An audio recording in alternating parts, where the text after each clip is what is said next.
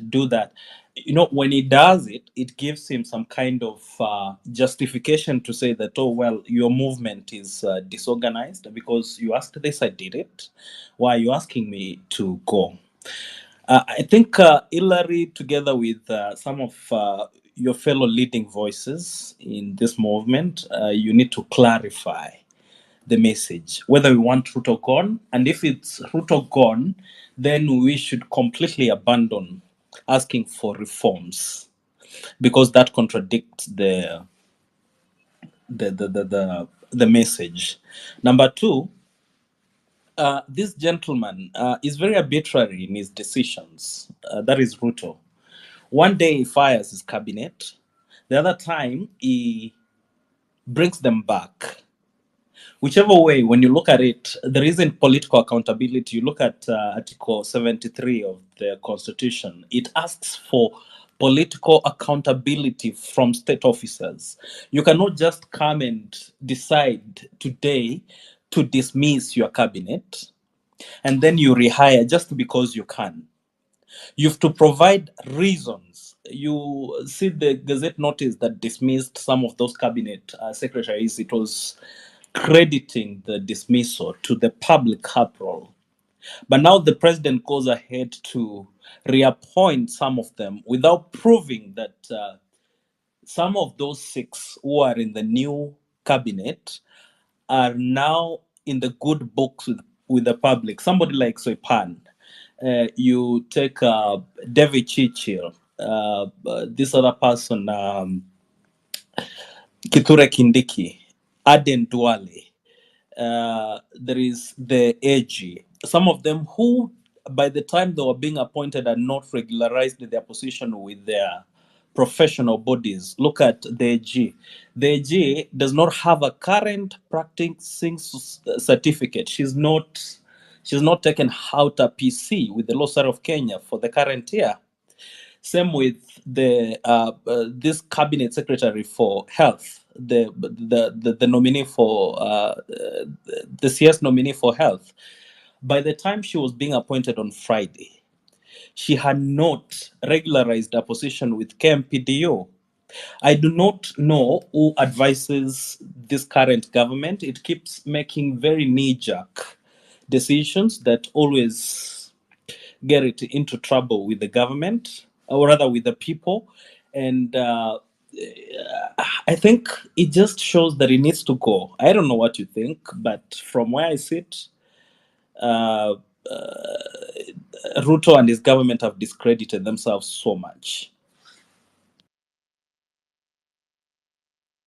Well. Thank you so much, Kumon. Kumon. So I think that the message is clear.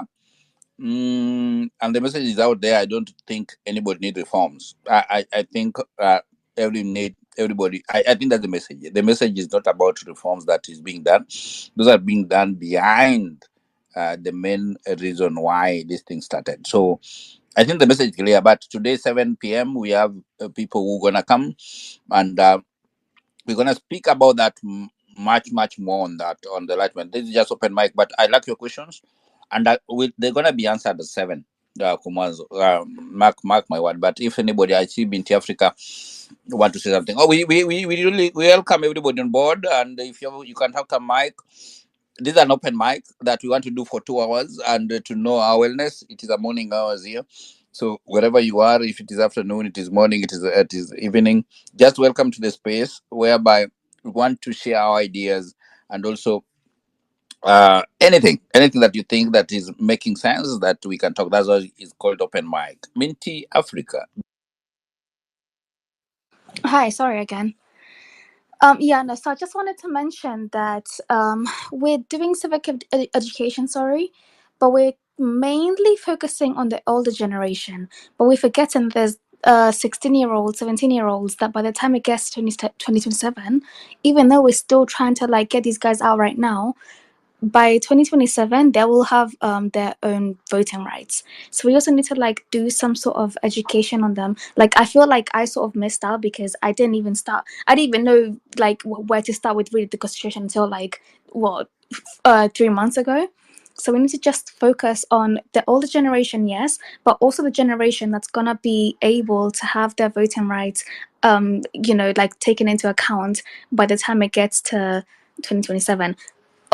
Of course, like I said, we're still trying to get this person out right now. The other thing is, I think that speaking on behalf of like the diaspora and people, we should try and get the embassies to talk to the governments or whichever country we're in to try and get more polling stations, because that's one of the biggest reasons why we were not able to I don't know, like just vote, or first of all recall parliament members. Like we're kind of stuck unless we travel to Kenya. It's harder for us, so we need to just put these guys, the embassy people, question them and just like pressure them into talking with the governments that we're interacting with, and encourage them to get more polling and voting stations for us. No, that's it. Thank you. All right, thank you so much, Binti Africa. I know you're trying to even involve the diaspora, but I want to say that the diaspora team, I think they are very much involved in these things, because even last time, I think I was in the one of those spaces that were talking about the rights of voting for the diaspora people because they're Kenyans. So what you're saying making sense, and we're taking notes, and we will try to push that through the diaspora people, and we see. I know Joe and Geshe will come and will say much more. Esther, and then Muhammad. Esther, go ahead. Yeah, guys, for me, I will just kind of like to ask us to give more support to Professor and what he's been doing with his account, because I'm really worried about what's been going on about passports and IDs, and I feel like we are not amplifying this enough, because like everything we are seeking to achieve is basically anchored and based on our registration documents, starting from birth certificates, going to IDs, going to passports. I don't know if this is true. The issue of aliens being registered. When I say aliens, I don't mean the Somali people, because there might be a misunderstanding. I mean people from different countries who are not properly registered in Kenya. I hear it's not, I don't know if it's true yet, like people are being registered heading into 2027. As we seek to achieve smaller goals that are low-lying fruits, we also need to look at the long term. And if you don't have to go out with your ID, please don't go out with it. It's becoming really difficult to just replace an ID. Something that I would advise is take a picture of your front and the back side of your ID. If you're getting into a building, you can show that to somebody. See lazima like you get out with the real ID out. So like I don't know what's going on at Nyayo House and the IDs thing. I feel like this is not being amplified enough. Maybe we can do posters, just like we are doing posters on what we are doing. We need to push and give this guy a lot of backup. There is a lot going on behind the scenes about passports and IDs. I don't know. I'm just being bothered by this issue. Maybe you guys can give your thoughts on this, on that issue. Thank you. Right, Esther. I think you raise a important question and an important thing, that yes, you find that looking for an ID can take you even a year. And even passport is just taking you a few minutes. So it is sometimes passport take a year, sometimes ID. And ID is somebody, it is your right to have it as a Kenyan. And I don't know why this ID you should just go to the polling station, or to the where the ID is being taken, and they give you the ID because you're born in Kenya. You have every document. So I think when we have proper document, we need to be given ID as much as soon as. So these are the things that we need to address. I think, thank you, Esther, for reminding us this. And all documents, that even passport, we need to not to wait. Why do I waiting? Because you have birth certificate, you have all these things. These are the things that I think these are some of the things that the impunity that I think were raised, but the focus now is that we need a good government that can lead the people, that can offer the services to the people. Mohammed, go ahead. Yeah, thank you, Hilary. Uh, mine will be about actually the focus and where we are. You know, there are quite a number of NIS agents attending these spaces, and the government is using the state infrastructure to, to determine, the course of discourse, what kind of engagement people are having. So the problems we have as a country are quite enormous.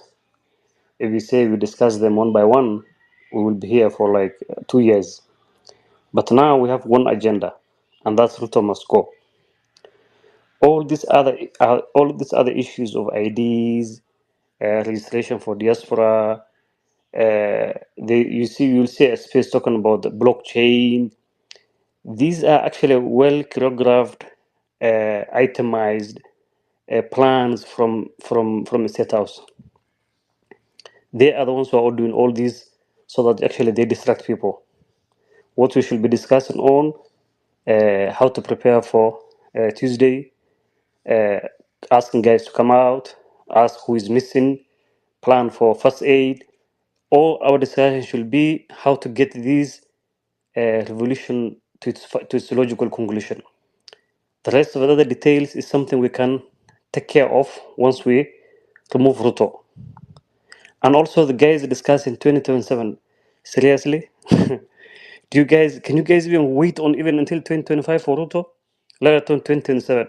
So please, let's focus on just one item. Just one. This guy should go. And then we plan for these demos and how to actually support it. The rest of us in the diaspora, we have challenges. We know we discussed. We had quite a number of spaces. The issue. Some were actually talking about the constitution, creating counter number 48. Those are discussions that we can have at the right time. But at the moment, their families burying their dead. There are people missing. There are people in prisons, and we don't know. Some are dead, and we discuss over them, like changing constitution, and bringing ideas, this that. No, in times of war, you don't discuss those kind of stuff. You finish the job, then later on and sit down. Thank you. Oh, thank you so much, Mohammed, and thank you for your contribution. I think the point is home, and the focus. I know we know the focus, and if you have not followed each other, let us follow each other. It is very important to catch up when we have this one. And today, now we just have an open mic, and I want to show you that in the evening, 7 p.m., we're gonna have amazing space here in the same Twitter handle. Now, that's why I just said that let us do what an open mic. Sometimes when we have spaces, we have 10,000 people, 20,000 people, 30,000 people. So sometimes we don't even get mic. So, but it is not our mistake, man. We really appreciate your presence always, and also your contribution to all this that is happening. And now it's open mic. Yeah. And Romoja, I see you, Mohamed, nataka kusemaje? Yeah, I was just wanted to request. I have actually created my account recently. I had another one. I deleted long time. It was a mistake. So I'm trying to build engagement now. So if you guys can help me follow back, I'll appreciate it. Thank you. Oh, thank you so much. Thank you so much, Mohammed. Yeah, that's what I'm saying. Yes, it is good to catch up. Let us follow each other, and when we have these spaces, so that we can come and share our ideas. Yes, roho moja namna gani? Sisi kuna roho mbili bwana, wewe kwa nini unakuwa na moja? Mi ni moja, ndugu yangu ni moja, nikiamwone katambe kanatamba. Sasa thank you for the opportunity. Nataka tu kusema kitu moja. Nilikuwa kwa space ingine hapo hivyo yesterday and ilikuwa inajaribu kuget vile si tunaweza fanya ndio tuweze kuget say the silent majority, and kind of thinking our silent majority mostly are our parents, na ni mpaka tuwamit mali wako. Tuko hapa on X, on Twitter, Instagram, but watu hawako hapa. So vile my idea is tunaweza fika kwa hizi machurches mali si tumelelewa, kama mimi nimelelewa Kadho. So waswa Kadho wachukue ma youth mass na waanze kurudisha hii story ikue sisi wenye tuna protest tunakaa more godly, cause wameanza kutuangalia disikika nika watu wabaya ama nini. Tuweze tu kuexplain ya mapero na older generation millennials like shida iko hapa, cause wakianza kutupatia stigmatization ati sisi ni wakora, sisi tunapenda kupora, yet ni wao ndio wametusomesha, lakini tumefanya our due diligence, tumefika hapa hakuna jobs, we don't have work.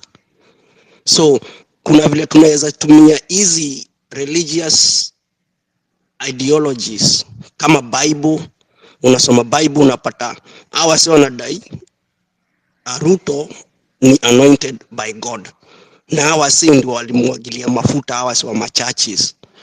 So tunarudi tu kwao, tunatumia tu kwa hiyo book, tunasema okay, Saul alikuwa anointed by God, akamwagiliwa mafuta na msi alikuwa anaitwa Samuel. When he sinned against God, Mungu alituma tu huyu msee Samuel aende amwambie he has fallen out of grace, na kumwambia atatoka kwa hiyo kingship. Same thing with David, anointed by Samuel. When he messed up, Samuel ni alikuja.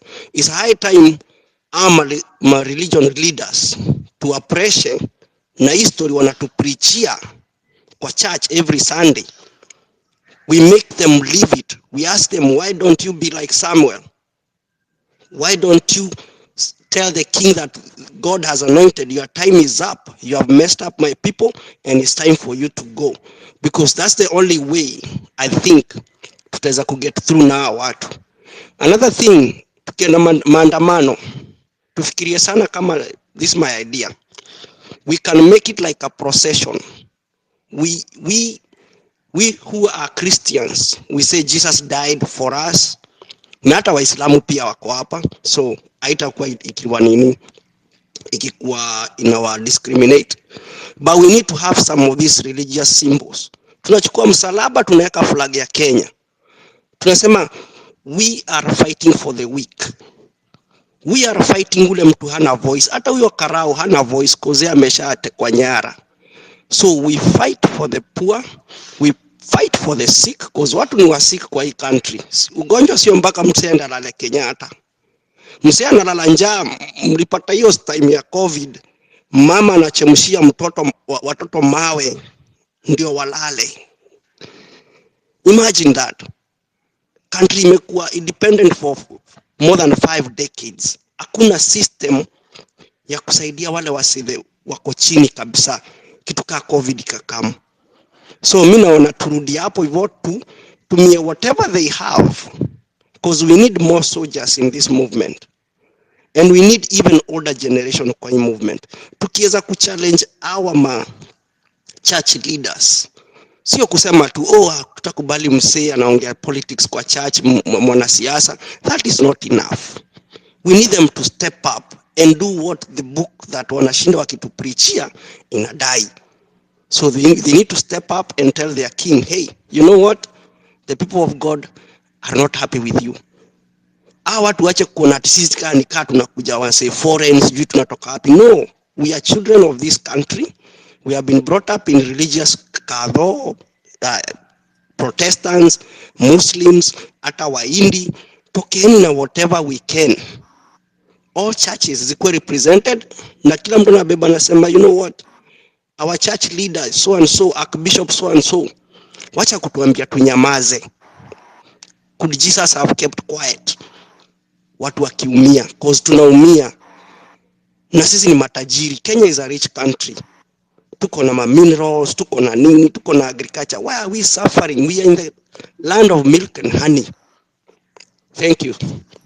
Thank you so much, Romoja, na ubarikiwe sana. Nimekusikia vizuri na ningesema ya kwamba umesema kwamba tutaita watu wa kanisa ama wachungaji na kila moja tuweze kuwaita hapa, watuweze kutueleza. Nadhani hiyo ni muhimu, na tutajaribu hiyo tuweze kufanya haraka iwezekanavyo.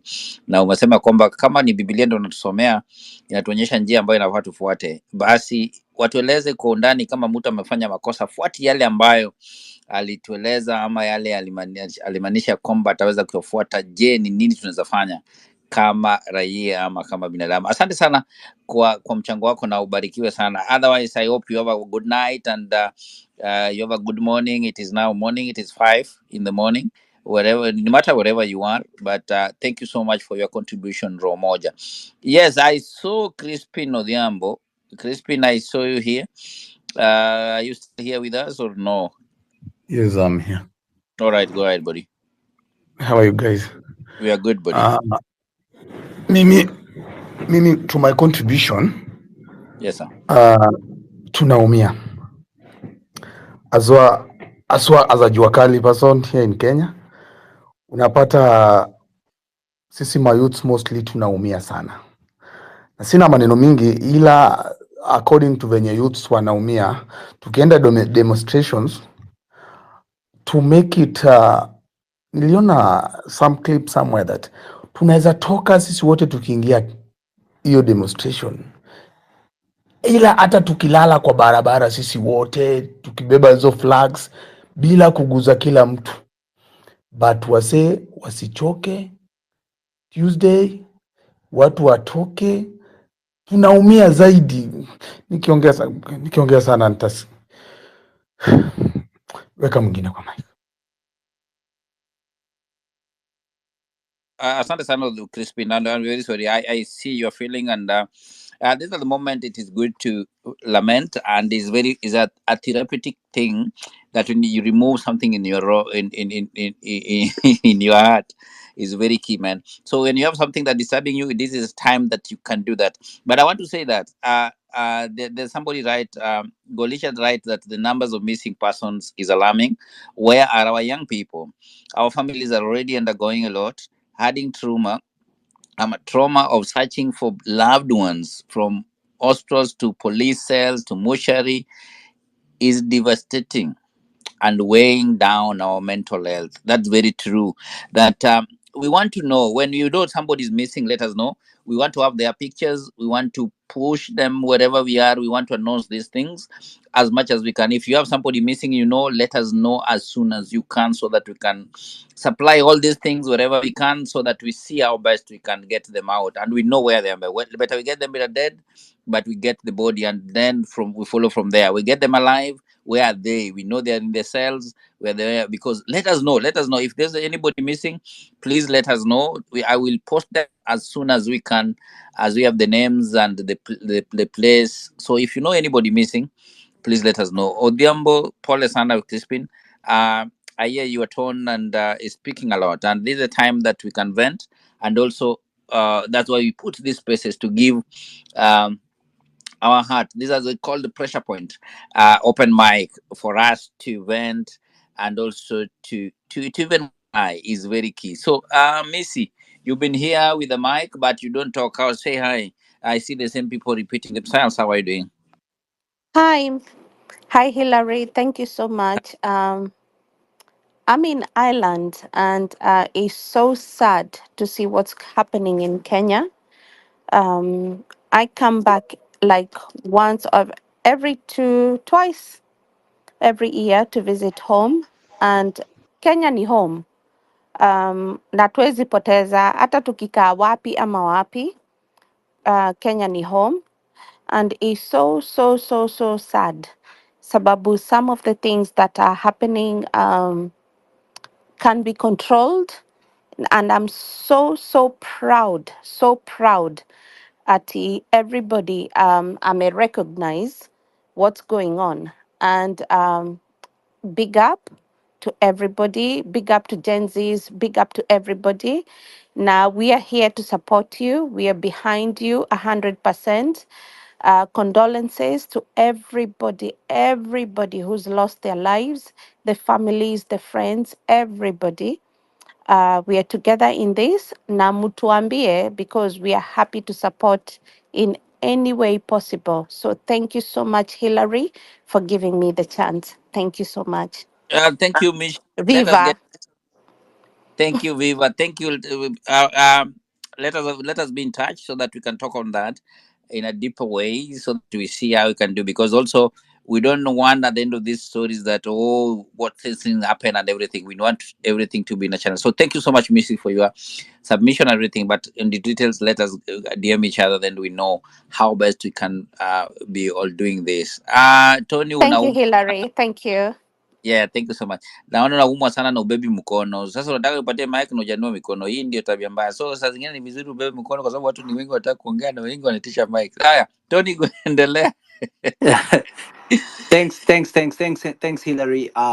Yeah, so thank you for giving me the opportunity to speak. First, I would just like to say, I mean, my condolences to the people who have lost their family members, friends, and all the Kenyans who are just mourning. Um, what I want to say is, I think our focus should be about Ruto must go. And I think, I say this because, and I have to tell you one. I'll just give a small scenario where I met a policeman, and I asked a policeman, if you were the commissioner of this country, I mean, because I mean, like Mohammed just said, Kenya is rotten. We have so many things that need to be fixed. But anyway, I asked the policeman, if you were, I mean, if you were in charge of the police, and what would you ever change? And do you know what the policeman told me? I mean, there's nothing he can change. I said, what do you mean? Even if we gave you the power to do as a policeman, you're independent, you're not under the executive, he said, there's nothing I can do. I asked him, what do you mean? He said, the police is rotten and the problem starts from the top. I asked him, what do you mean the top? He just said the president. And so, me, I want us to focus about the rule of law and the constitution, because constitution is our Bible. Let me tell you, if we just follow the rule of law and the constitution, Kenya will move smoothly. But otherwise, I mean, there's so much to be changed in Kenya. I mean, you talk to people, you just hear things are so rotten. The work ethics from the chief, from the policeman, from the watchman. I mean, the work ethics is so bad. I have seen business people now are even going, employing people from India than employing even a Kenyan to be a manager. And he's saying, because we are Tanibia, it's the ethics. I mean, the work ethics that has to be dealt with. And you see, it starts from the top. If the person on the top does not obey the rule of law, does not even listen to that constitution, then how do you expect me to listen? How do you expect the other person to listen? So the problem is there. And I want us to focus. And I'm so glad that Miguna is speaking tomorrow. And I can't wait, because I mean, I love that guy. I mean, he speaks what it is, white and black. You hate him, you like him. I love the way he speaks. He tells it all. It's the rule of law and the constitution. Thank you so much, Hillary. Oh, thank you so much, Tony. I saw you, and thank you for your submission. And we have some hands here, and also some more requests coming. Guys, just be polite. I want to assure you that within the 2 hours, or we can add you 30 minutes, we're gonna give everybody a mic to share his thought and idea. So when you also remember, there's other people on the mic who are requesting. But thank you so much for joining this morning, and it is that time You're for welcome. pressure point and mic. All right, I see you, Joe Wangeshi. You can say hi. I see uko na uongozi hapa. You can say hi to this team, then we give Jaden the mic. All right. Joe. Thank you, Hillary, for giving me an opportunity to talk to my fellow Kenyans, fellow criminals, fellow treasoners, as we've been called. And lately, we've been called our children by the political elite who are not even sure what to do with us. Um, I think I'd like someone else to take over until I get myself situated. Yeah. No worries. No worries. No worries. Yeah, Jaden, go ahead. Robin, you need to close up your mic, or I'll mute you myself. Jaden, go ahead. Hey, thank you. Thank you, Hillary, for this space. Um, Tony, the previous speaker, mentioned Miguna. And when I was thinking about my points, I was like, I might go Miguna in this space. And my point was like, we know William Ruto used church or religious platforms to become president.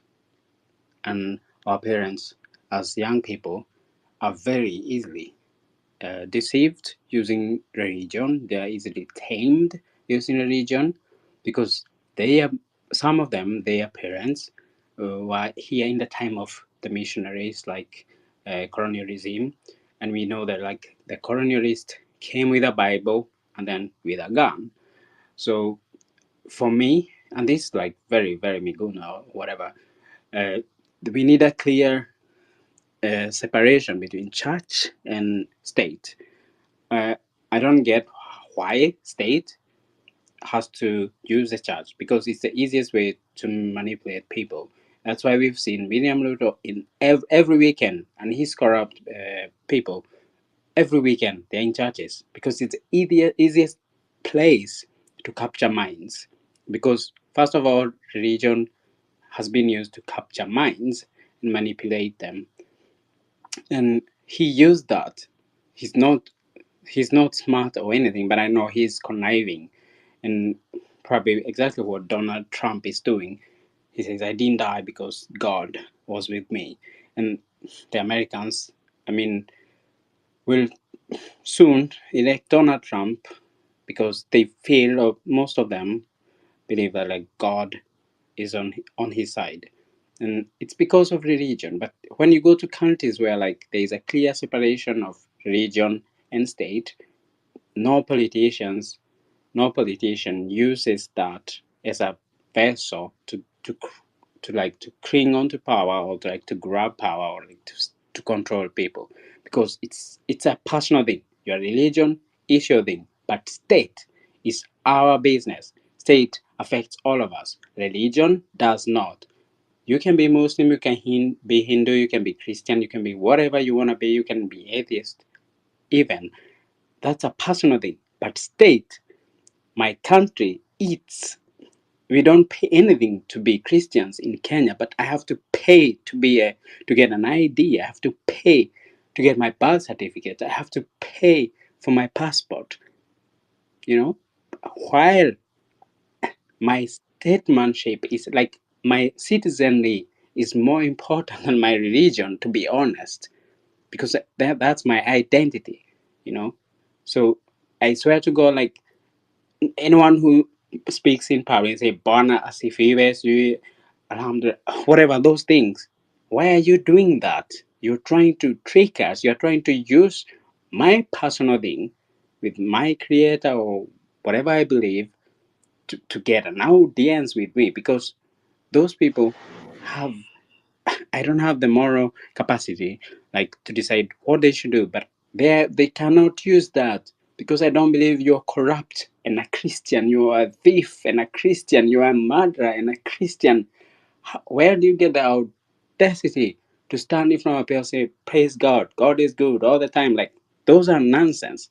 So for me, I would like, whenever I hear at that from any politicians, it's like a clear red flag. And let no one forget that William Ruto and his government has used this train to get into power. It's religion, because our parents and our grandparents are so brainwashed. So when I see a young person who is religious and brainwashed, I'm like, what the fuck is wrong with you, motherfucker? Like, what's wrong with you? You have gone to school, you had free education thanks to Kibaki and stuff, and then you are still brainwashed. Like, what the fuck is wrong with you? Thank you.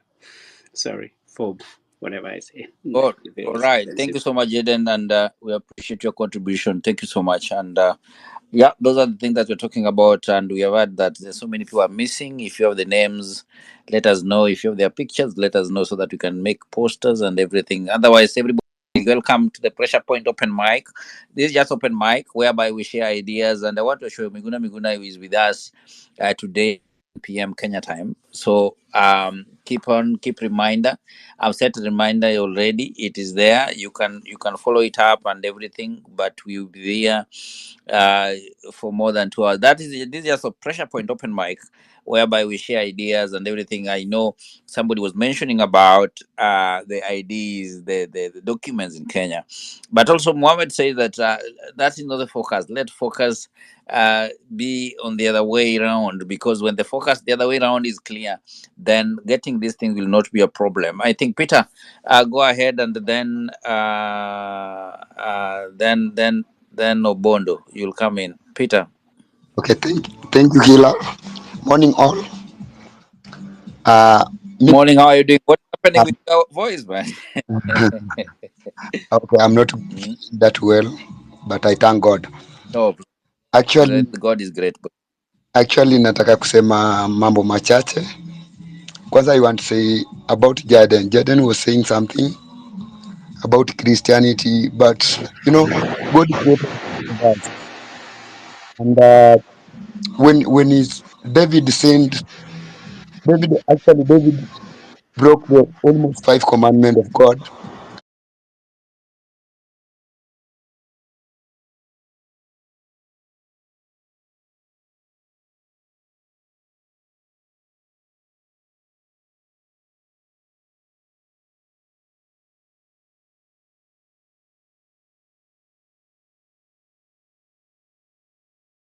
Before we've seen these tactics with Moi, except and I was tweeting about it today.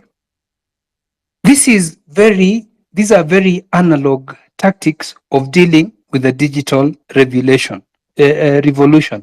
Um, a president who is out of touch, clearly out of touch with what is going on. And I don't think that the people around him are telling him the truth, and it will not help him. Certainly, it will not help him.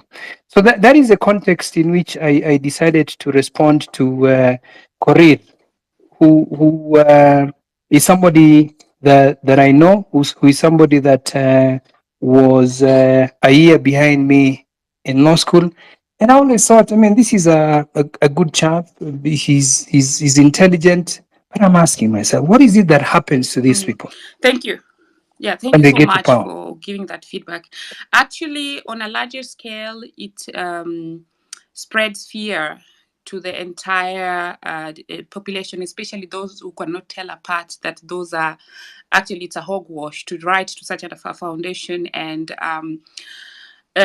demand for answers. So, like, you know him personally, please tell him to stop scaring the population, because that is not a thing that one should do. Because in the village, when somebody just tells and say the government, the government wrote to these people, the grandmother in the village is going to be scared. So they should stop scaring people. Thanks so much. I see that our main guest, Daktari, is on. Daktari, please test the mic as we proceed. Testing. Marge, everybody is a main guest. Okay, yes, thanks. Thanks for the I'm correction. just here to contribute, Okay. and I like what Professor Migaya Kech, whom I know, has said. I want to add something, Marge, on what he has said. Professor Migaya Kech is 100% correct, but I think he may have inadvertently left out something that is also true. People like Singoe have gained financially, personally, from the government, from the rot. I know him also, and I know for a fact that by the time he was appointed PS, he was living in an apartment on Thika Road. And within 2 months, he had bought a luxurious property in Karen worth 100 million Kenya shillings in cash. And I know many other properties that he has bought. So he thinks this is a threat, direct threat to him personally. And this is what is unfortunate. So I think that unfortunately, intelligence does not help. And that is why this struggle is more about integrity than intellectual intelligence. A lot of intelligent people in Kenya have turned out to be some of the most corrupt. And they use their intelligence to conceal their corruption and to the detriment of the population. That's all I wanted to say. I dropped the mic. Thank you. Thank you so much. So let's proceed in this order. And Hilary, do you want to say something before we proceed? No. I'm okay. I was checking that other speakers are coming in. I'm okay. Go ahead. Okay, let's proceed in the order of Dr. Milton, Simon, Ask, Blues, and Engineer, and it's 2 minutes each. So after 1 minute, you look at my profile. I'll be raising my hand, and then you have a minute to complete your presentation. So kindly do prepare in a way that you can present your points in 2 minutes. I know it's a very limited time, but please, let's try so that many others can speak. So Dr. Milton, over to you. Guys, do you see like a strawberry? Thank you, Maj, and thank you, Hilary. I want to salute all the other panelists and the speakers, and indeed everybody that has joined this space here tonight. And as always, we pay tribute to the fallen heroes of this struggle. Uh, their, their, their hearts and their souls, they didn't lose their life in vain, and we will continue remembering them. And on the same note, I want to salute the patriots in the DMV area of the United States that did march and presented our petitions as the Kenyan people to the IMF. I think their message was loud and clear, and we want to also salute the media houses and everybody that has ensured that that message is transmitted as loudly and as clearly as it has.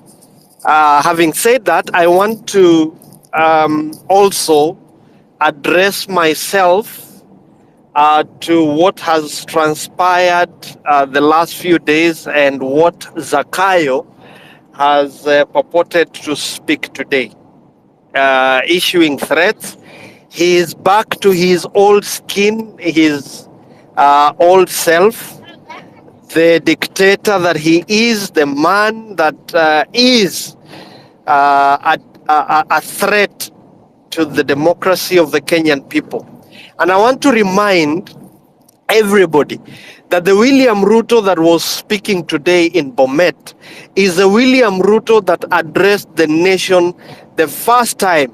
I think that was on 26th of last month, when he called patriots reclaiming, attempting, exercising their right to reclaim their country, calling them criminals and suggesting that there was anything treasonous about the people coming out. That is the William Ruto that we are seeing.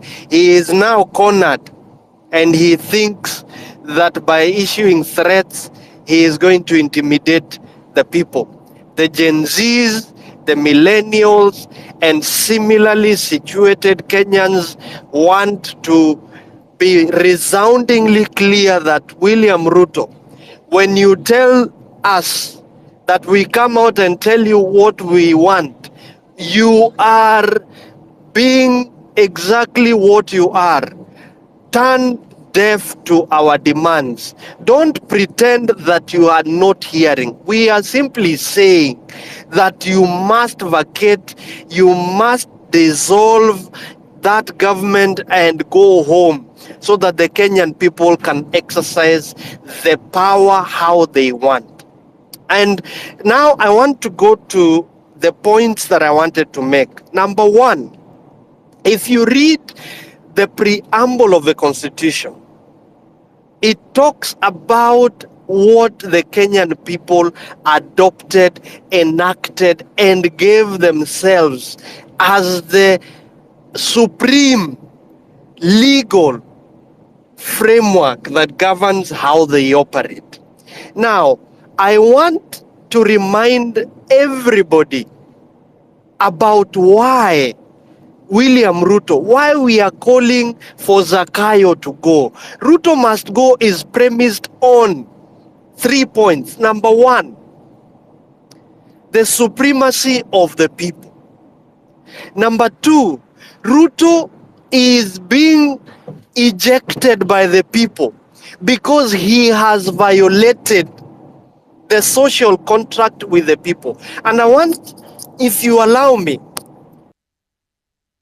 will agree with me that if you look at Articles chapter 6 of the Constitution, William Ruto has violated every single provision in chapter 6. And that is why the Kenyan people are saying he must go. The Kenyan people are not saying that William Ruto has an opportunity to reconstitute government. He has violated the social contract. He has violated the deed of contract the Kenyan people gave him on the ballot in 2022. And I want us to be very categorical. What does chapter 6 provide? Article 75 of the Constitution speaks to the character of a leader.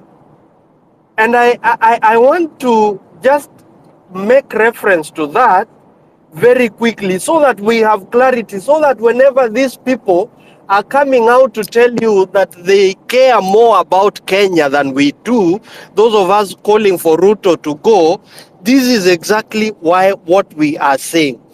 Chapter 75 of the Constitution defines the conduct of state officers, and I can quickly refer to that a state officer shall behave, underline, shall behave, whether in public and official life, in private life, or in association with other persons, in a manner that avoids any conflict between personal interest and public or official duties.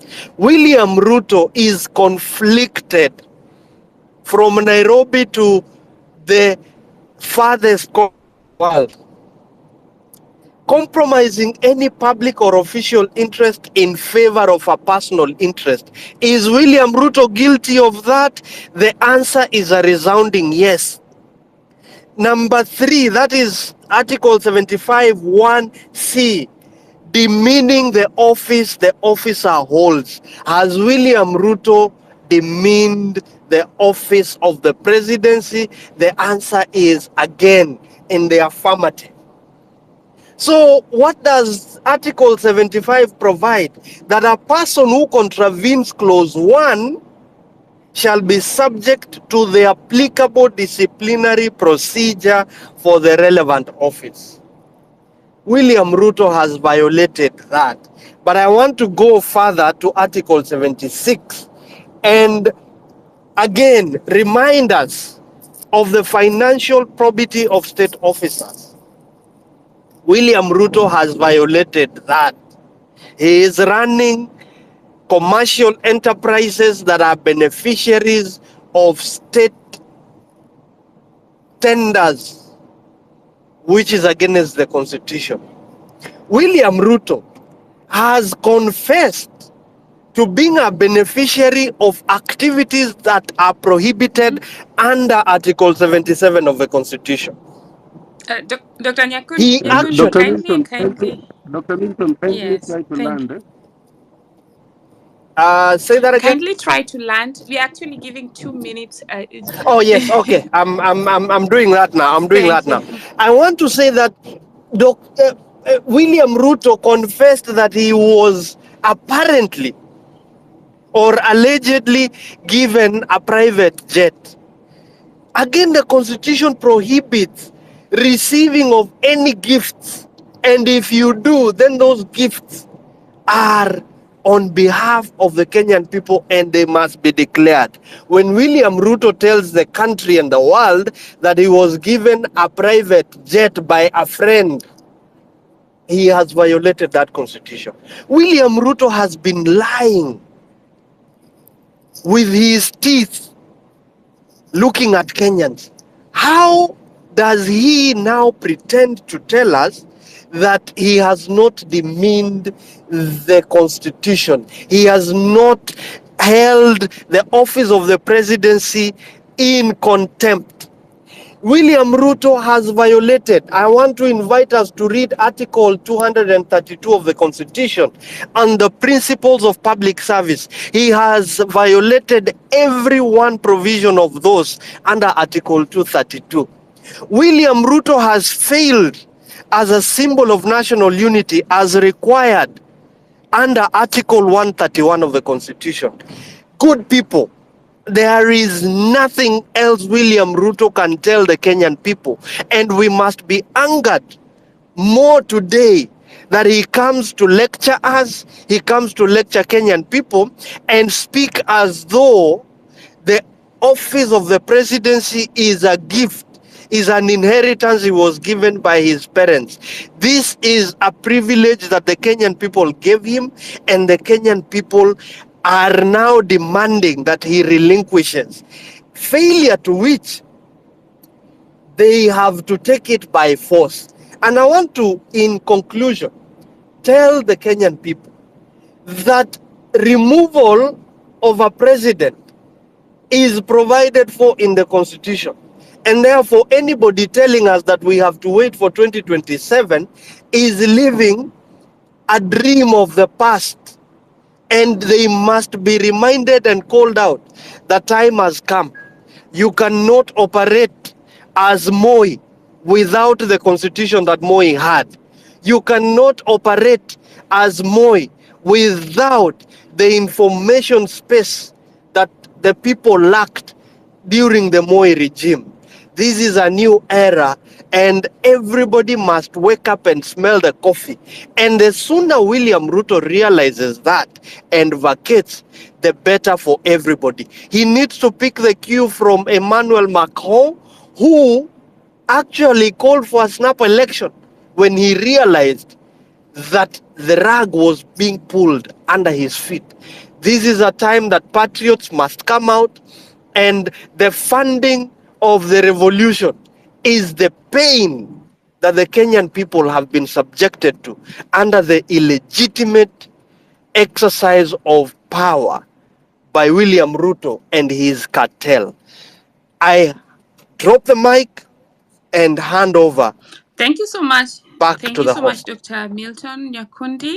And now, guys, I do not want to appear like I'm biased, but we have over 100 people. By William Ruto and his cartel.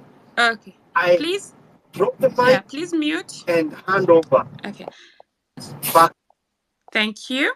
So we don't want to appear like we are being biased, but we have over 100 people already requesting. So I want to also request the next speakers to really restrict to 2 minutes each.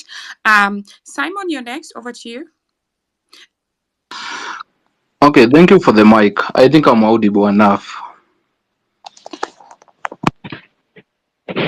Am I audible? Loud and clear. Yes.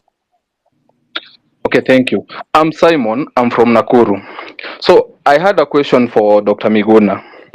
Like, is it in order, like, we have more than 40 tribes in Kenya, and we have Kikuyu, who are currently having like 7 top seats at the government, since they are doing this with their chest.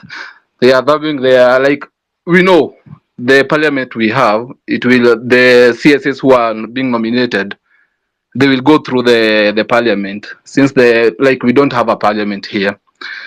Is it in order, like, we have those ethnics, or like they are not being heard about their voices, ama bado tunafaa kuwa like it's Kikuyu and Kalenjin and the Luya people? So that's the first question. The other thing I want to tell people, it's on Tuesday. Please, people, let's be there. And one thing I noted, most of us think police are our best friends. They are no longer our friends, and I'm advocating for this. They are no longer our friends. They are beating us. They are killing us.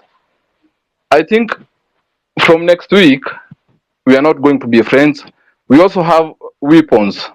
We can do to them what they are doing to us. I'm not happy seeing like my people of my age being killed by the police. Like what happened last week on in Nakuru. It's something like still in my mind, and I'm feeling like I'm just fed up with this government. Those police have orders from above. That boy who was killed there, he was not in the demos, but he was killed. He was just carrying like a paper bag from the supermarket. He was going home. People, police are not our friends. Thank you. Thank you so much, Simon Gathoni, for really keeping it within time, and our condolences. And really, it's unfortunate. Police brutality has always been a problem in Kenya and keeps really taking away lives. Daktari is noting the questions, and then I think after 3 to 4 speakers, he will chime in, or if he wants to chime in between, he's free to chime in. I see Ask You dropped, so let's go by Blues. Blues, 2 minutes each. A bluesman comedy. Okay, he's not speaking. Like, Okay, yes, yeah. thank you. Uh, thank you so much. So I'd like to start by saying that urging the revolutionaries to take note of the fact that the government is doing all it can to infiltrate the demonstrations. So to be at least keen, every step we make, we try to be as effective as possible because we see so many times it becomes boring due to infiltration. And then next, I've had so many people asking about that the movement no longer has agendas due to like the rejection of the bill. But I urge the influencers to be driving some agendas actively, such as the arrest of the corrupt people and to try and mention them precisely. Then the to okay we should also bring the agenda of the story of recycling those CSS who are recycled. So we should be bringing them out clearly, loudly, in terms of posters and everything, so that they can be seen as the main agendas that we have. And then also the justice for the fallen soldiers also should be a key agenda, which is being shown through posters and posts every day, so that we are not mocked like we don't have any agendas as per now. And then this story of that we are leaderless, and also I'd also like those who are doubting whether being leaderless can work. I think the main reason for being leaderless is not to have anyone calling off the demonstrations so that they go for negotiation. So again, I'd like to encourage activists to prepare some memoranda and also so that they can like to prepare some memoranda and present to the president so that like we can be seen, at least we are approaching for dialogue, but not anyone calling off the demos. I hope I'm clear a bit. And then something else. I've noticed that so many of the demos that we had were always successful, but not very successful, simply because maybe zinakuja kushika late around maybe 3 to 4, when now night is approaching. I have this idea which I always talk about in many spaces, that we try and insist on starting demos early. If we start demos as early as 7 a.m. and maybe by 8 we are seeing something tangible on the streets, everyone will be encouraged to come out, and it will be even 5 times more effective than it could have been when it started at maybe 10 or 11 or later. Something again I'd add is about education, just insisting, let's keep on educating people out there. Because there are some people who still feel like Gen Z, they are not genuine. Our gen like we are just being anarchist. So let's continue educating people both online and offline. Mostly insist on the fact that the country is not going in the right direction. That is mostly in terms of debts, accountability, and also our voters. Like as voters, we don't prioritize the right the right priorities when looking for who to vote. Like I see so many people like to vote for someone who is close to some powerful people, like the presidential candidates. And we should educate people that when you elect someone who is close to a powerful presidential candidate, that person now is even able to steal more than even someone who is not closer to that candidate. So I think that is all. Yes. Thank you so much. Thanks so much, bluesman comedian. Yes, and I would like to encourage that we really keep it the time 2 minutes each. And so I forgot to mention to Gadoni Simon, because I understand that he was very frustrated and he even talked about arming himself against the police. I'd like to emphasize that this gives power to the oppressor. because when they brutalize you and you are armed, also they'll say they are defending themselves. So at the moment, the demonstrations should be and have been peaceful. So once you arm yourself, you're going to be mistaken as a goon, even though you are defending yourself. So we take what you say with concern, but I would really just warn against, arming oneself as a civilian. It can cause a lot of chaos that I want to put on record. Now, let's proceed with engineer. Engineer has dropped. Mork, please go. Yeah. Mork, are you there? Yes, I'm here, Maj. Thank you, guys. Thank you, the host and the co-host, and the guys in the speaker and the guys in the listener. Yeah. First of all, I just want to thank the Kenyan people for coming out in the street to ensure that they demand for the good governance. That is that's something that is its time has come, and we need to ensure that it has come to pass. I don't have much to say, but I just want to tell people that we should remain focused, and we should have a main agenda, that is Ruto must go. And also, this one I said in one of the spaces yesterday. We really need to focus because right now the member of parliaments are coming back, and I know there will be some of the ones that the president would force them to go through and pass. For example, the reintroduction of the office of the first ladies and all that. As a people, we should ensure that we cripple the parliament. Parliament should remain null and void, and we should ensure that the members of parliament are stopped from even attending their sessions, so that we remain as we said that okay, we are focusing on Ruto must go, and when Ruto is going, he need to go with everybody, everyone in that government, not only the CS, even the MPs need to go with Ruto. So people need to be focused, and people need not to take the fear. I know they will be selling fear to people, like the today's gathering where the president really sold a great fear that they will dealt with people excessively, and that means according to his speech, the guy is even ready to do the worst. People should not back down, and people should not do anything, but people should focus on Ruto must go. Thank you much. I will stop at there and let other speakers go. Thank you. Thank you so much.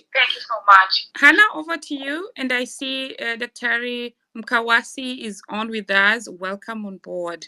Hannah, over to you. Hannah, can you hear me? Yeah. Yes, Marge. Can I come in a few minutes, please? That's all right. So we go to the Godfather. Godfather, take a go. Thank you, Marge.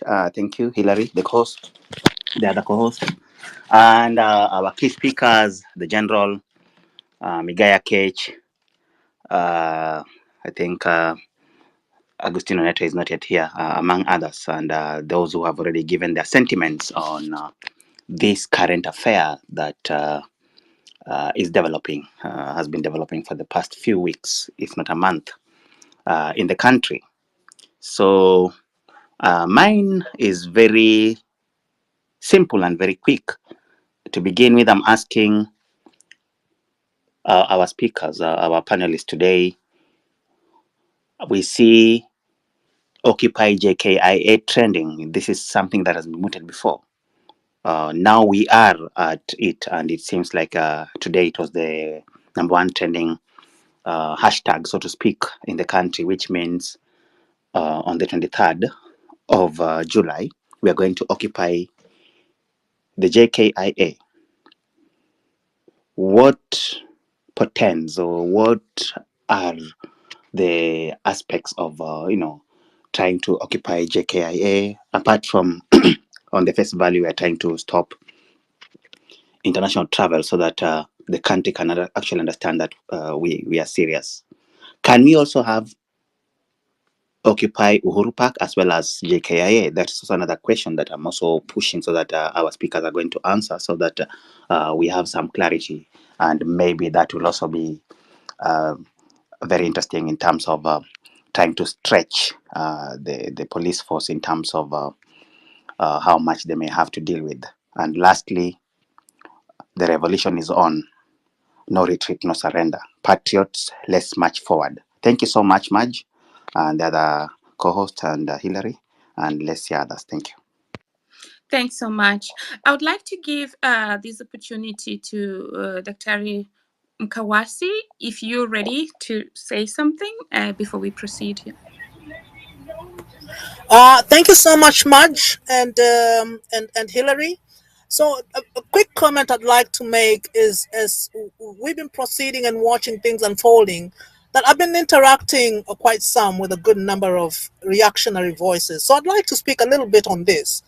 Now, if you voted for Ruto thinking that he will bring down dynasties, and you say he did bring down dynasties, and that he will give back Kenya to the ordinary Mwananchi, now, what triggered the revolution, which is the finance bill, proved that that was a wrong promise, because all he did was snatch the system from the dynasties and inject it with steroids. Because this right now, what we are watching is like dynasties on steroids. All demands from reactionaries who are claiming they are on the side of the revolutionaries miss one thing, and this is how you'll recognize them. They strategically go silent on acknowledging stolen funds, stolen public funds way back from Kenyatta 1. A key reason why the hideous and inhuman injustices of injustice of poverty is going on right now. I mean, there's no way you can see your relatives or you yourself experiencing the level of poverty that is going on right now, and think that the dynasties have been removed and we are on our way to becoming a better country, and that we should give a chance to what is unfolding. That is something that I think we have to be careful about when we start having people who are telling us, you know what, I'm not quite sure about where you guys are going with the revolution. I think you should just wait for the old guards to make things right.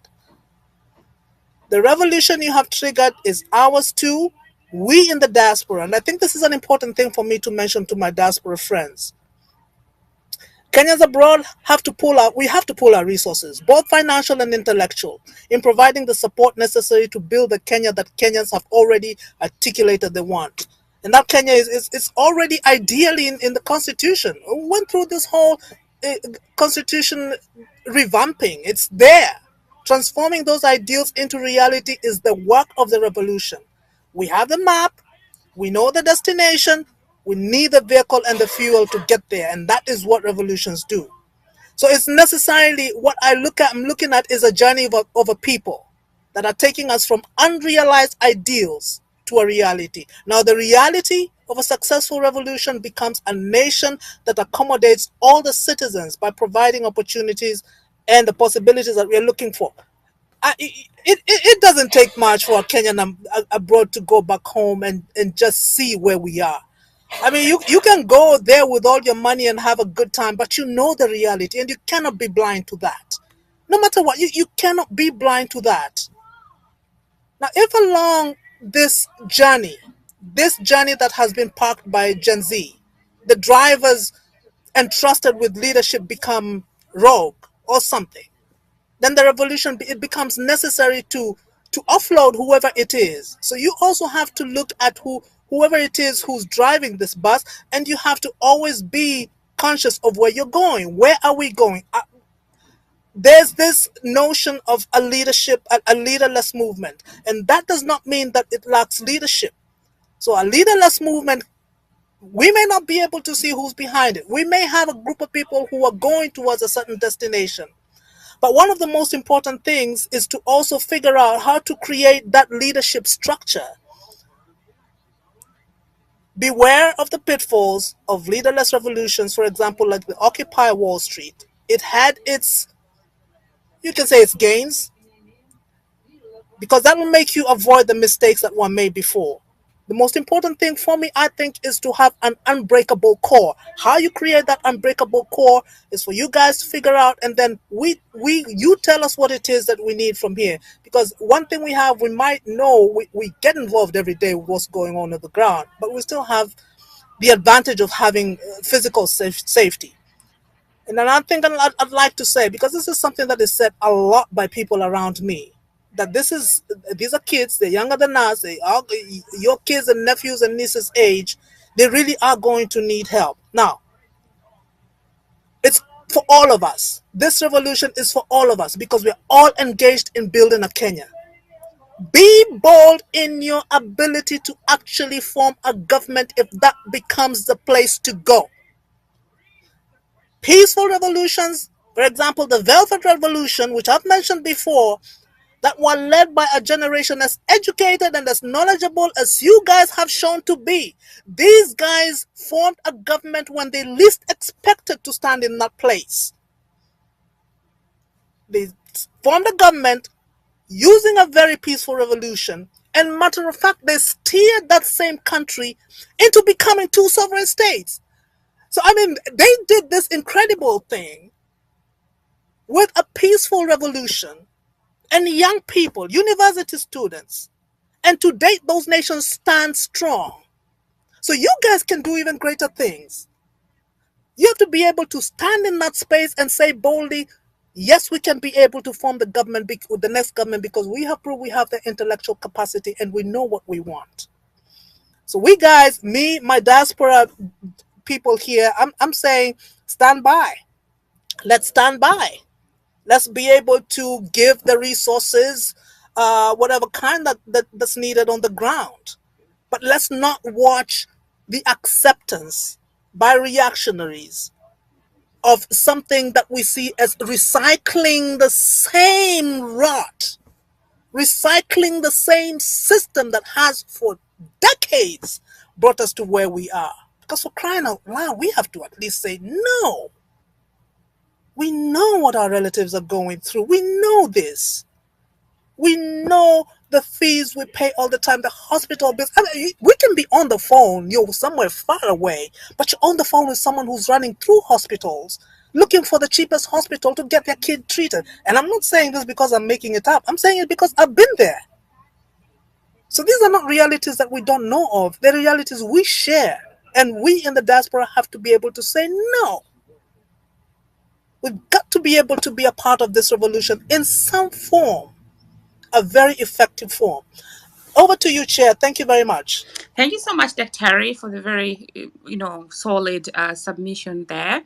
And so now we move to Josephine. And if any of the speakers is speaking longer than 2 minutes, it's because we have guest speakers also. So don't feel like we're being biased. Josephine, over to you. 2 minutes, please. Thank you so much. Can you hear me? Loud and clear. Thank you. Thank you so much, Ervi and co-host and fellow Kenyans. Both in Kenya and diaspora, I want to say good evening. I thank you also for giving me this opportunity to ask. And my first question, I would want to direct it to Dr. Meguna. And this is my question for you.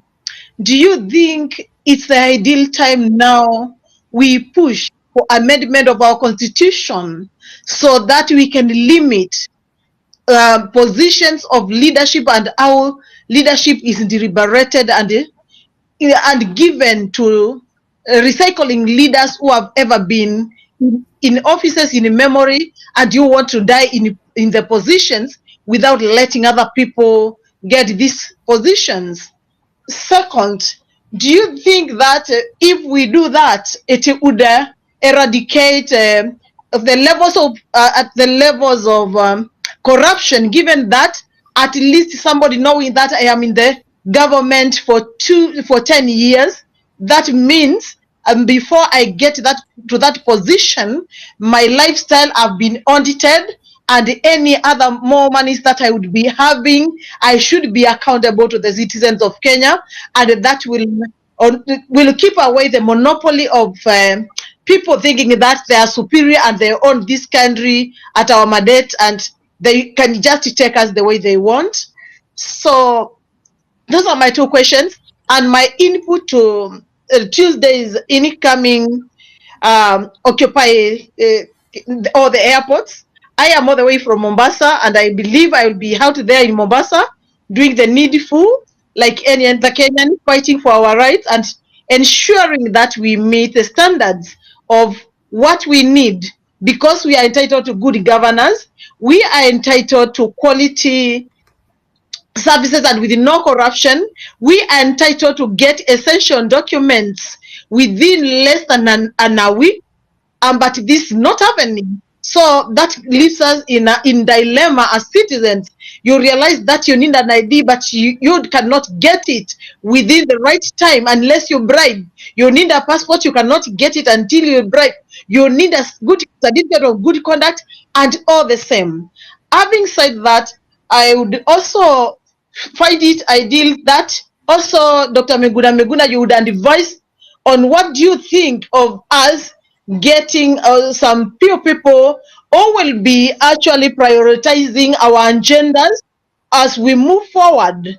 And I believe that we need to have some leaders per se, not leaders per se, but people who can, once we bring the ideas together, we can actually prioritize them and they say this comes as priority number 1, number 2, and number 3, so that we don't look like we are in a confused mood, not being able to say what are we doing, and we keep on deliberating on what are we doing, what are we supposed to do first.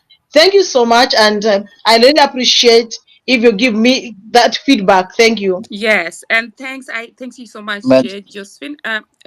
Just a moment, Hillary. Thanks, Josephine. I wanted to say I think this is the time that Dr. Ray should really just chime in. But before he does, Hillary, over to you. yeah, Dr. as you come in, I've seen Gerotich join us. She's one of the speakers that was invited to come and share the idea. Otherwise, thank you so much. Dr. back to you. Good evening, everyone, Good and evening. good afternoon if you are joining us from different time zones. I have been listening keenly to the contributors, and all of them are on point.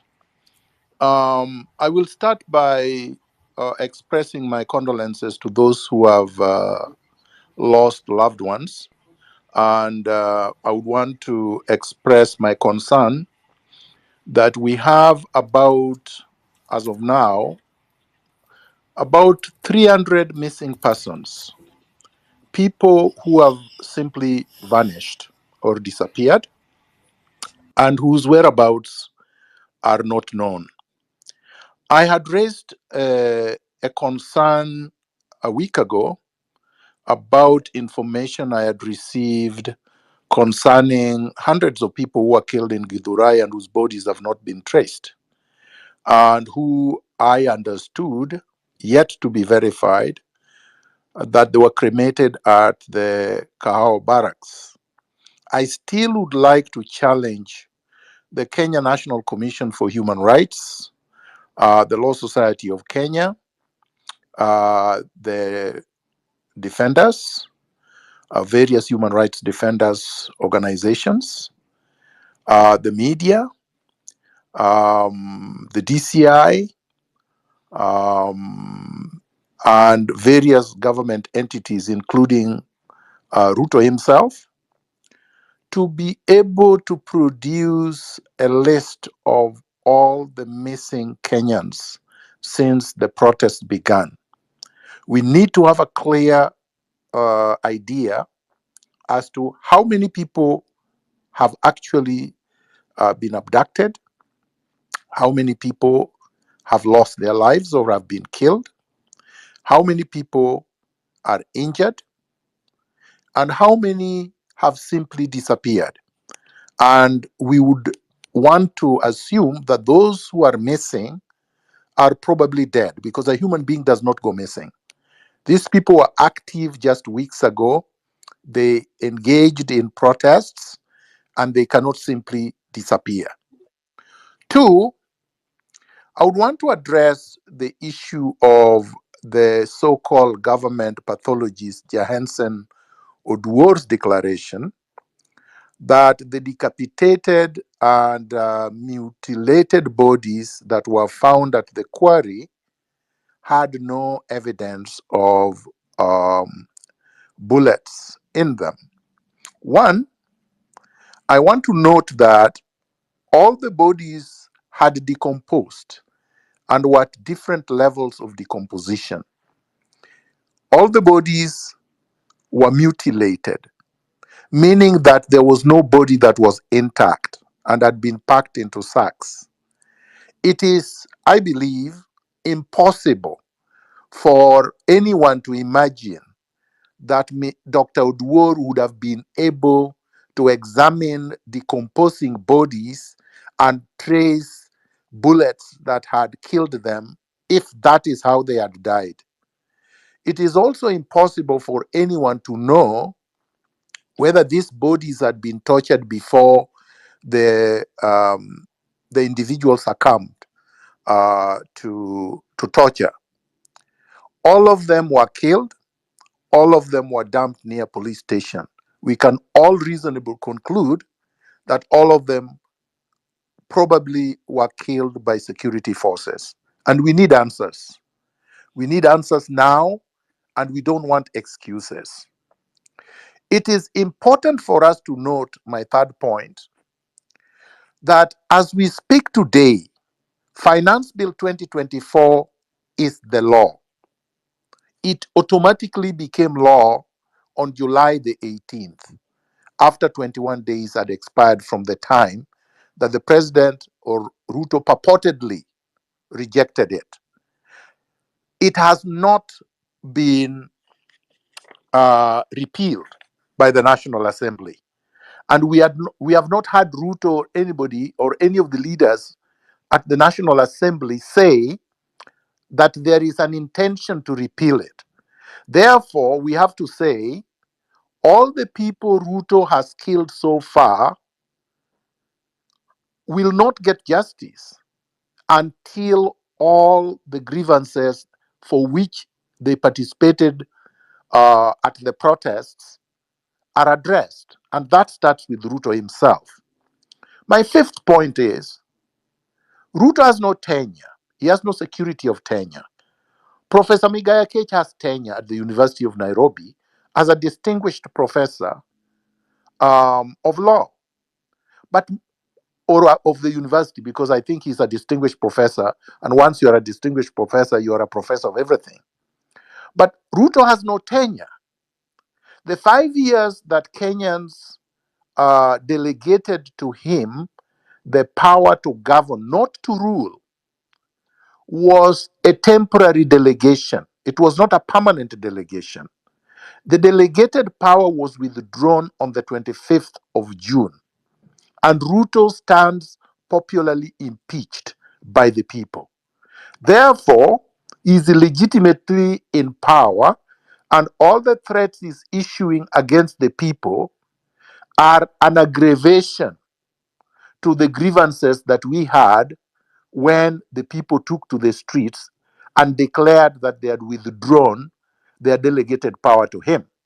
Therefore, Ruto's declaration of war on the people is a declaration of war on all Kenyans, and it's a declaration of war on the Constitution of Kenya, which vests the power to recall him as their delegated leader back to where they want him, home. We want unity of purpose. We want people to realize that no matter our differences, and these differences could be generational, these differences could be ideological, these differences could be intellectual, these differences could be gender, these differences could be tactical or strategic.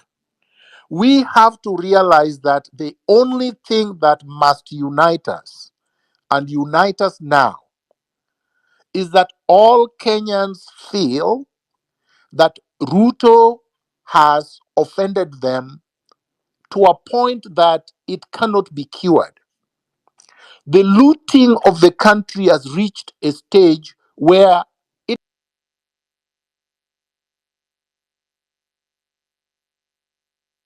having them apprehended, charged, and tried and convicted, and then sentenced, and the properties they have looted repatriated, is recycling them. We have Chirchir reappointed to a bigger ministry than where he looted before.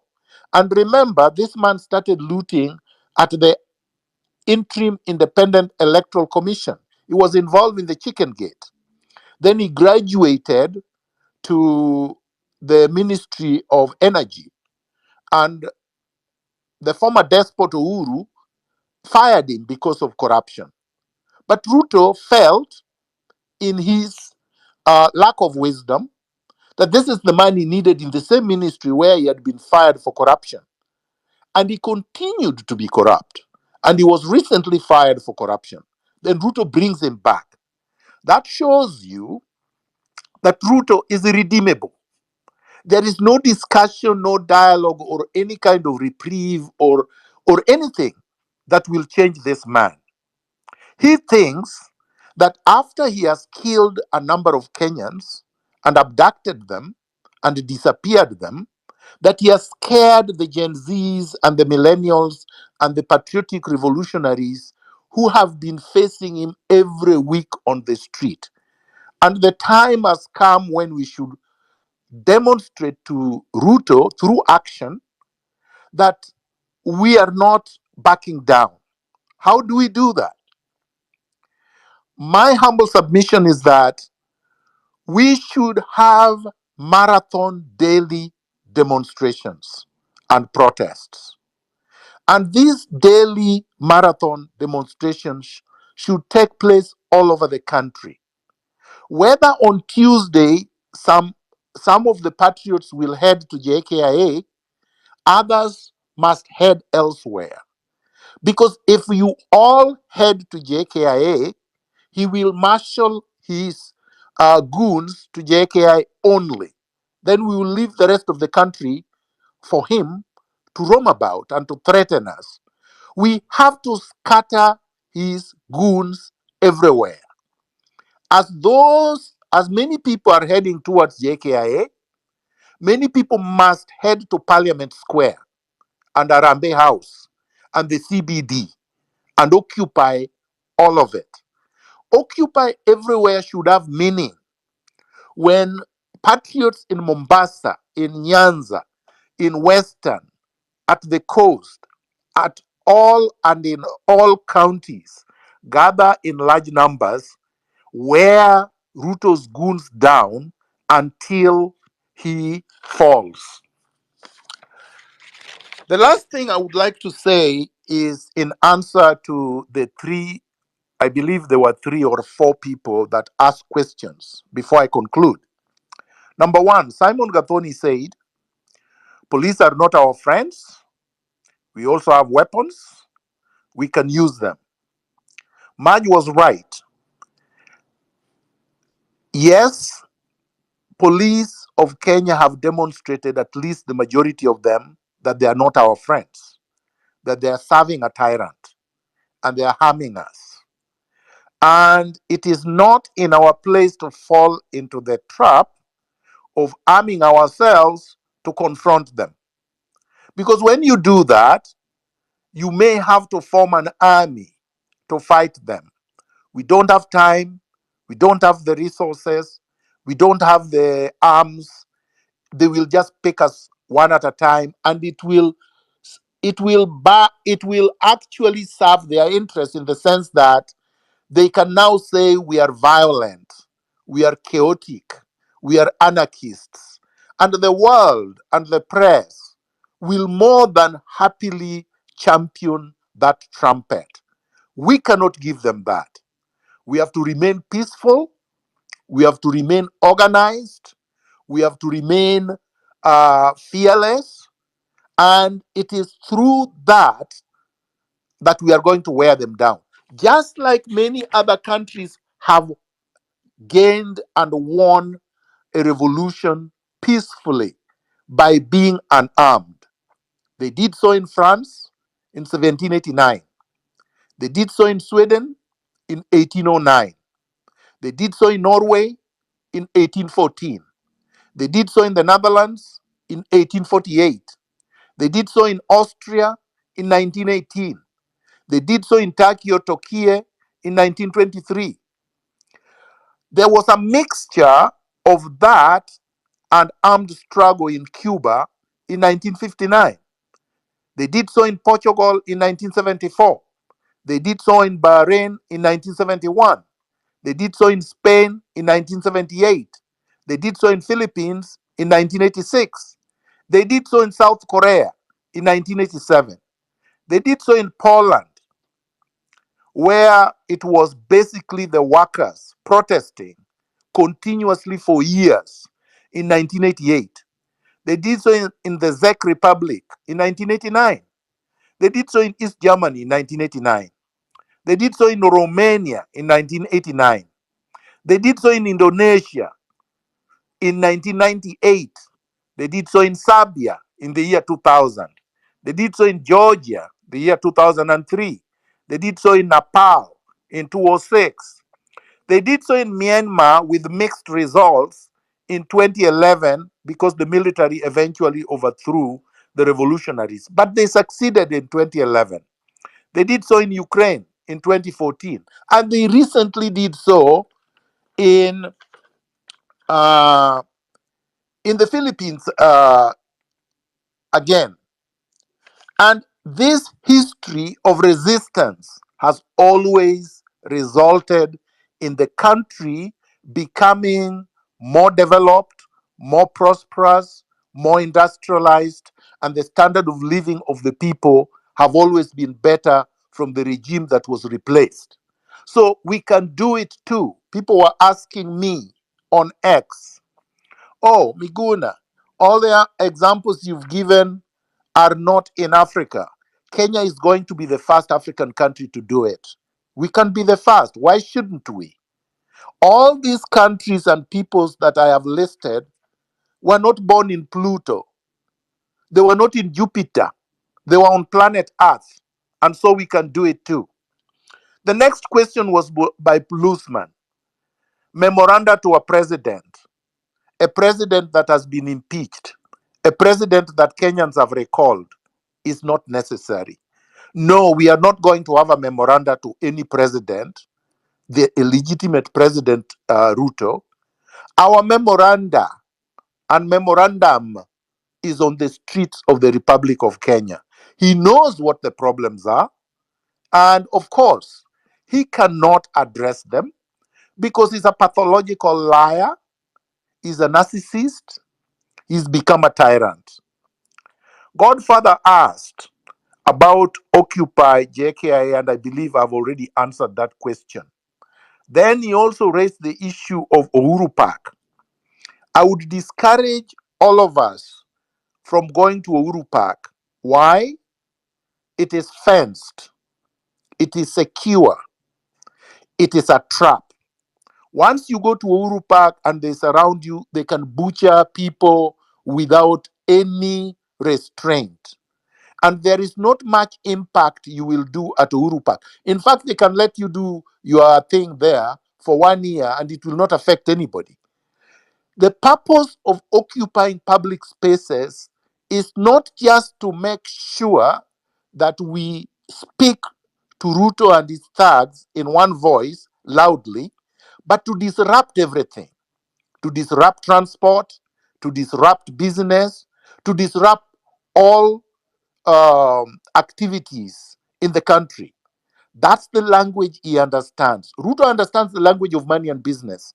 He understands the language of how he's going to be perceived abroad, the handlers that he has as the IMF.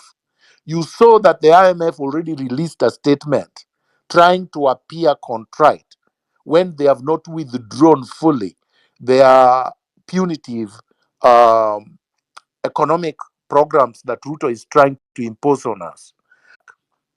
Josephine asked, should we amend the constitution of Kenya? The answer is no. We should not amend the constitution of Kenya. We should implement it fully. We cannot amend something that has not been fully implemented.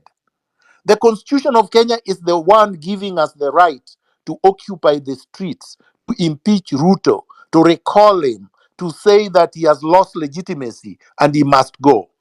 If we pay attention to the alleged call to amend or whatever, we will be being sidetracked, like Raila Odinga, the conman, tried to do with Uhuru Kenyatta in 2022, when they brought us the poisonous chalice, BBI. We should not fall into that trap. We want our constitution implemented in full. Now, she also said, would it eradicate levels of corruption? The constitution would not eradicate anything. As it is right now, the constitution already proclaims itself and provides for a governance that is not corrupt. But of course, it is individuals, human beings, that are not enforcing it, especially chapter 6, and continue to be corrupt. If you do not punish the corrupt, you will never eliminate corruption. And you cannot punish the corrupt if you have corrupt people in power. So we must remove all of them. Then she talked about priorities 1, 2, 3, 4, whatever. No, our priority should remain one. Ruto must go. You see, when you have such a clear, simple, singular priority, nobody will be able to confuse it. You cannot give Ruto demands 1, 2, 3, 4 when you want him to go. You don't expect him to be the one who is making changes. We don't want reforms. We want a complete, total revolution, an overhaul of the entire system. Let me finish, and I'm sorry to have gone on for a while, with what Frederick Douglass said. Frederick Douglass was an African American writer, preacher, abolitionist, orator, anti-slavery activist. And he said, if there is no struggle, there is no progress. Those who profess to favor freedom and yet depreciate agitation are men, and he meant also women, who want crops without plowing up the ground. They want rain without thunder and lightning. They want the ocean without the awful roar of its many waters. This struggle may be moral, may be a moral one, or it may be a physical one, or it may be both moral and physical, but it must be a struggle. Power concedes nothing without a demand. It never did, and it never will. I drop the mic. Thank you so much, Dr. Ray, for your submission and also for answering all those questions that participants had posed. And now we're going to welcome Jerotich. Is anybody hearing me? Yes, we can hear you. We could hear you. Can you hear me? Hello? Hillary, can you check if... Yeah, Dr. you can you hear me? Okay. Dr. you can drop and come back. Yeah, okay, so fine. Hillary, please sort him out, but let him know that we heard everything that he said. Yeah, so as we proceed to Jerotich, I would like to encourage us to also... Oh, somebody muted everyone by mistake. I've now unmuted. I was saying... okay. Madge, did anybody hear me, or was I talking to myself? We heard everything. We heard. Okay. Yeah. All right. And I think Jerotich just dropped. Hillary, if you can check with her. So, but I was about to say that before she proceeds or the next speaker proceeds, we need to also not forget to build the network by following each other, because that's the only way that when we want to share information, we can keep sharing and, you know, getting informed or getting to know what is going on. So, Tom, you're next. 2 minutes each. Thank you, and I greet all Kenyans in the name of your ancestors. Well, I just want to still ask the general some questions because in the nature of the conversation that I've seen that he's there, normally he is open to take questions. First, considering his suggestion that we need to implement the constitution without necessarily considering amending it, what suggestion do you have, or how do you think we can be able to meet the 2/3 gender rule, which is a provision in the constitution? And unfortunately, even right now, the parliament did not meet that requirement. In Article 27, Clause 8 and Article 81, Clause B of the Constitution talks about that for both legislative and generally the parliament, so that we meet that. Your suggestion. Number two, I'd like to seek your advice. What advice or lessons can you give the Gen Z leaders who are currently in the forefront of these protests? Another question that I would like to ask is that what is your general vision post success in this revolution? Because I agree with you that indeed we need to win this revolution and we need a total overhaul of the system. Finally, if you may, would you advise, or how can we consider this movement to effectively utilize decentralized organization to maintain momentum and achieve its goals? Because in my opinion, I really would wish us to not necessarily go without a proper organization. I believe we are leaderless, but my perspective, we are leaderful, because most of us who does whatever we are doing, and I believe we do it right most of the time, we are self-motivated. So I believe we are leaderful, but not leaderless. But I suggest we better be more organized. What is your perspective with regards to that decentralized, organized movement? Thank you. Thank you so much, Tom.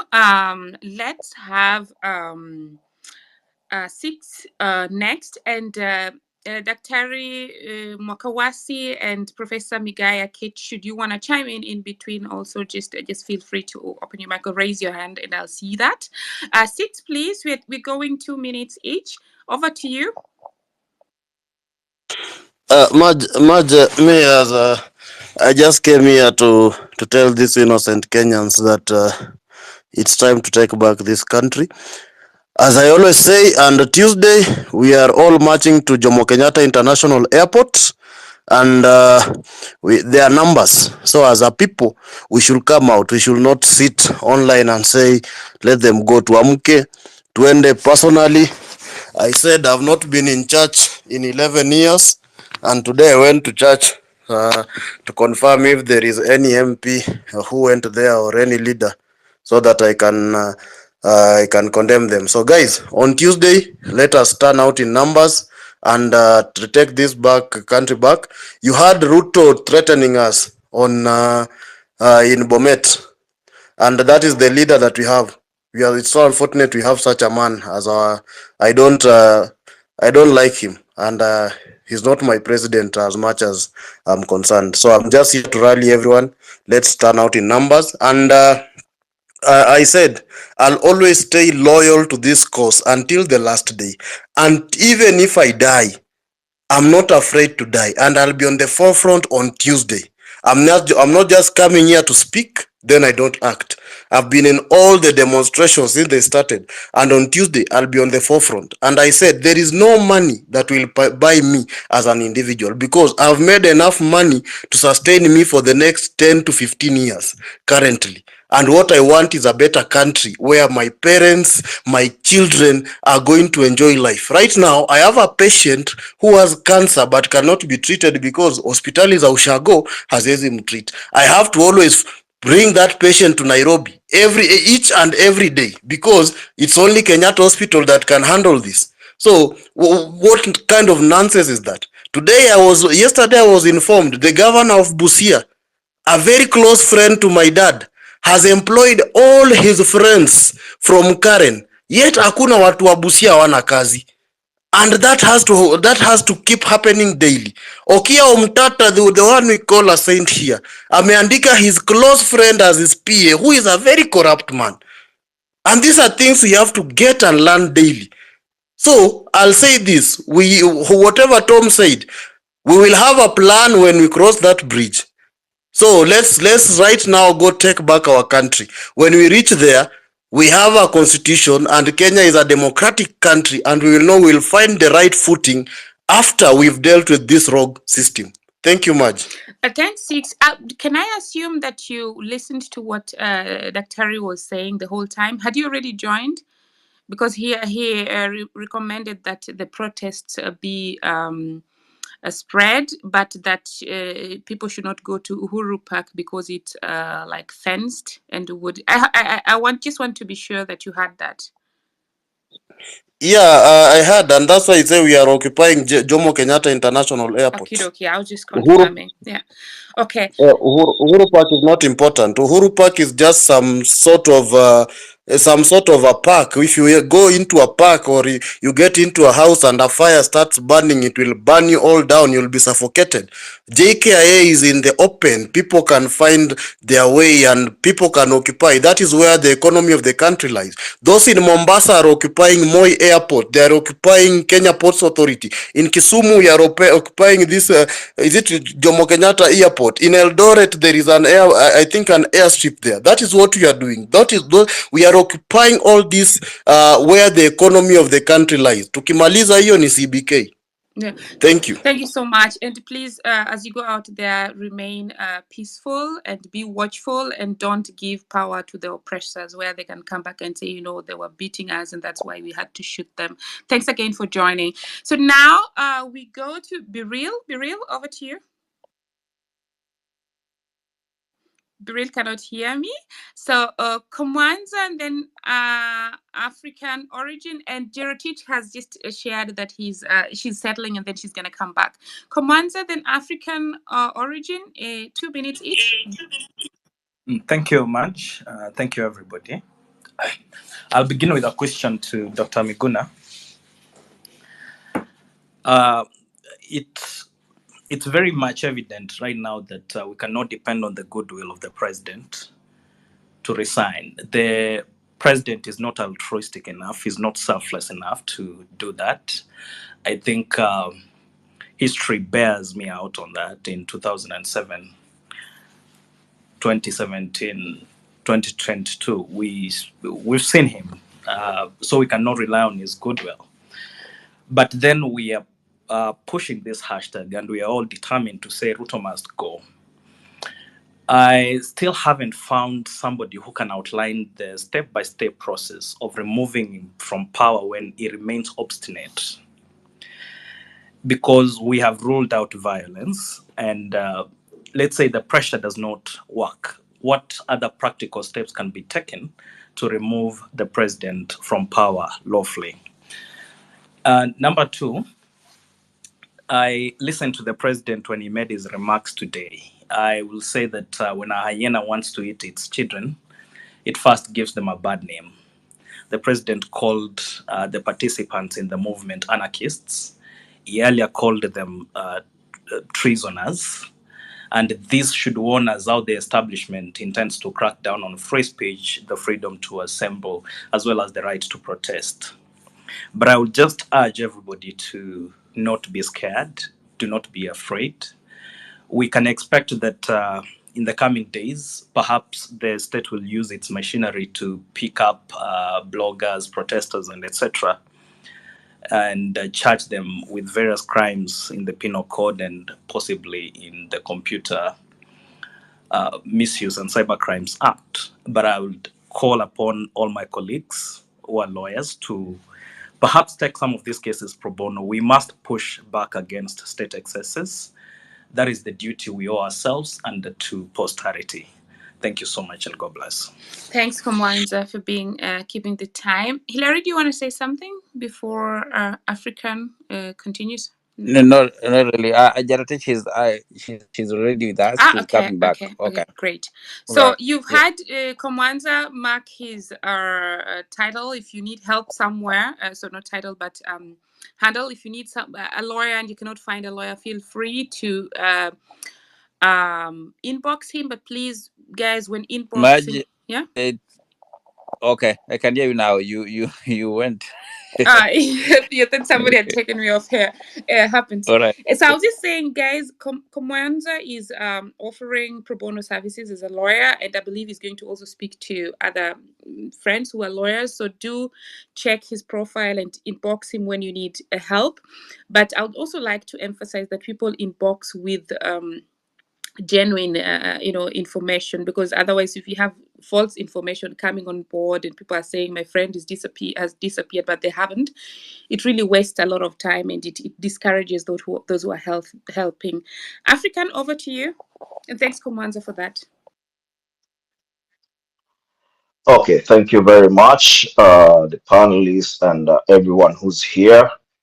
My condolences to those who lost their lives, and much quick recovery wishes to those who got hurt in the process, in this important process of getting back our country to the right track, because it's long overdue. In my opinion, we haven't done anything ever since we got out of the colonial rule. The country was handed back over to the neo-colonial puppets, the ones who are actually calling the shots in most important organizations, most important posts in the country. And this is what's driving this cause, the anger. It's about this. It's something that has been living in us for a very long time. Okay, I just have like 5 points to put across quickly, and I hope that Daktari Comrade Miguna, long live, will weigh in on some of the points that I'm going to put forward very quickly. They talk about leaders. A lot of people have mentioned about having leaders. In my opinion, we are not yet here. Somebody mentioned about, we'll talk about this when we get there. This actually is creating a sense of confusion. It's creating among us. And the enemy should not see our weakness, should not see the fault lines amongst us. And this talk of leaders at the moment is a good call, yes, but not the right timing. So Miguna spoke about priority. We need to prioritize, and we can make use of, we can utilize like this X spaces to constantly and regularly update ourselves and speak in one voice and kind of have one direction. Because this talk of leaders, we have noticed that we have this enemy is infiltrating it, and they're talking. We have a lot of propaganda coming up to divide the cause. So we don't have space for division now. We have space. The only option we have at the moment is focusing on the goal, which is taking back our country. Number 2, we have one Makwasi from the diaspora who spoke about resources. I'm also in the diaspora, and maybe also Comrade Miguna will speaker. The issue with resources we are having is about accountability and putting these resources to use. And who are the question we need to ask ourselves: who are the right people to handle these resources? We are very much okay. For me, I've tried to look through whom can I be able to actually mobilize my resources towards and have them utilize it accordingly. We have those young guys who needs utilities here and there to facilitate the whole process. It's not an easy process. It's taking too much of their effort, too much of their energy, and we need some kind of resources to help mobilize and give them a positive attitude towards the cause. So maybe we can discuss on how are we going to mobilize our resources, the resources that we are actually capable. A lot of people are ready, a lot of people are willing, but you get some question marks in the behind the scenes, and you tend to ask yourself, is this actually true or false? That Please try to land so that you can also give other speakers time. Remember, our time limit is 2 minutes, and you said like you have Thank two you. points which you wanted to. Thank you. I'll just combine the 3 more points to put across. Please allow me. Sorry, my apologies. Remember, this is also a revolution here on Earth. So let's put all our efforts, and I'm very much willing to give each and everyone time to add. Anyway, this cause, if we are not able to mobilize our wherever place we're going to occupy, be it JKIA, be it Statehouse, be it Parliament, be it anywhere we are talking about, we have to have numbers. Numbers are very important to mobilize. In fact, if we delay this, it's going to give the enemy power to restructure, to reorganize. It should not take us 1 week before this person steps down. And if we have the numbers, I agree that also we need to avoid Uhuru Park, but also we need numbers. We need to have some soldiers over there. We have to occupy every inch of the CBD, every inch of the economy, so that the despotic regime can have the pressure, can feel the pressure. This, if we just have small patches of people, we are not going to succeed in this. We'll go to JKIA and will not succeed in that if we are lacking numbers. So numbers are very important. And then also the general spoke about the constitution. Yes. Would you kindly land, please? I know it seems unfair. Yeah, just give me one. Yes, please. Yeah. Sorry. Just give me 1 point to finish on the implementation of the constitution. I just wanted to mention quickly, please. Thank you very much. We need to actually have a conversation about cutting down on these unnecessary posts that are leading us to unnecessary spending. I met they actually told us Kenya is a rich country than any countries that we have here. But the problem is overspending and our alliance with the IMF and all these organizations that are out to finish African countries. So we need to speak about implementation of the constitution and also cutting down on the salaries and all these unnecessary seats that we have on in our country. So thank you very much. Sorry for wasting your time. Viva. Viva. No, that was not time wasted. We're just trying to manage the time so that at least more people can get to speak. Thank you so much, African. I would like to, moving forward, just share that, of course, there are many points that we agree with when other speakers have spoken already. But let's avoid repetition so that at least we have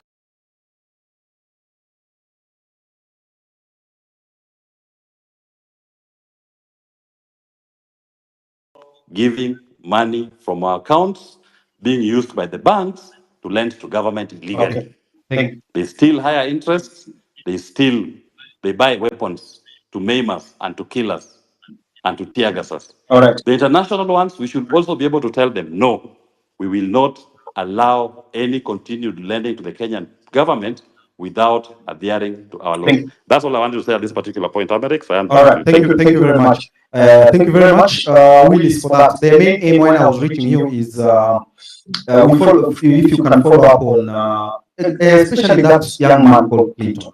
How can he be in jail? That I confirm. I will follow up his case tomorrow. Please, it's very bad. I'll just reach out to you on DM. You give me his name and the facility where he's being. Please, I'll appreciate. Now, my co-host Edgar and Cyprian, thank you very much for joining. I want to invite this issue of missing persons. I just want Wes Wangeshi to just say something, because Willis is still here. You can link up with him and see if we can get those who are still in there are those who are in cells, nobody knows, nobody has gone for them. We want everyone to be part, to come back to our nation, to be part of us. We don't want people to be behind bars while we are here having some form of freedom. It's not full freedom, it's some form of freedom. Court, OCS, what do you want to say about these missing persons? Amerix, hope unanipata. Poa sana kabisa. Thank you so much for the opportunity, and thank you everyone for coming to this citizen assembly. Vile Amerix alisema, this is our assembly. It is not his. Na amesha sema hii ni yetu. We are here to address our concern, because at the moment we have, I think this is the biggest issues nimeona tangu nizaliwe. I'm a millennial, born and bred in Eldoret, Kapsaret constituency. But, and I'm a law-abiding citizen. It's good to say that. Amerix, and my fellow Kenyans, it's shocking that so many youths, because the youth wamepotea. Right now, mimi kama leo, from yesterday, mpaka sahi, nimepata almost 15 DMs from parents, from family members, and from friends. Wakiniambia, Warui, kuna watu wetu wamepotea, post for us. I have tried. Zingine hata sija post, but nimejaribu vile naweza. Amerix, and my fellow Kenyans, the most shocking thing is that people are disappearing mysteriously under unclear circumstances. From na hii issue escalate sana from date 25 last month. So many people have been missing since then. I don't know what is going on. Watu wanabebwa, wanapotea. The other day we saw when I think it's LSK and others guys who are hosting a citizen assembly. There was a lady, alikuwa anajiita Mama Mwangi, and she was in pain. She was saying that kijana yake amepotea na hajaambiwa kwenye yako. And you could see the pain from that woman. She was crying and asking LSK members wamsaidie. I don't know what is going on, and shockingly, hakuna mtu amekuja kutuambia. The government imeamua kukua mom on that issue, and all the others investigative agencies wameamua kunyamaza. But again, I have an issue with my fellow influencers and ex-users. There is a trend that we have normalized. There is classism enye iko kwa app, that when certain people are being arrested or when certain people are being abducted, some people do not come out and they don't speak. I don't know why. Mambo ya kushikwa, mambo ya kukuwa abducted, hizi mambo ya kunyamaza. We should keep our differences aside, my fellow Kenyan onek, tafadhali. Hii ndio wakati tunafaa tunapiga nduru. Whether you are big or small, because this thing is now serious. Na shockingly, most of these people wanapatikana wamededi under unclear circumstances. Na the issue now, kama pale City Mortuary nimeona this week, most families wanaenda pale wanapata their kins who have been missing, wanawapata pale wamerekodiwa kama accident victims. Yani kuna vitu fishi hazijulikani. But my message to influencers, if you're an influencer here, tafadhali, let's put our differences aside. Tuache issue of mingi madharau kidogo na maringo, haitatusaidia. It's time. Kuna vijana hata wadogo wameshikwa hata wana followers hapo. Wanashikwa na tuongei. Watu wananyamaza. Kwa nini tunanyamaza? When we tukiongea ndio itatusaidia. Kuongea kwetu ndio itatusaidia majamaa. Tuongee. Tuache kudraw the line. This is no time for drawing the line. Unajua, the more tunaongea, the more these people watawacha kushika watu and eventually itaisha. Because now we are living in a country whereby hata tunaishi na uoga. Unaishi kwa nchi yenu but tunaishi na uoga. Jujui kama unaweza bebwa anytime. It's so sad. These are serious concerns. So many people are missing.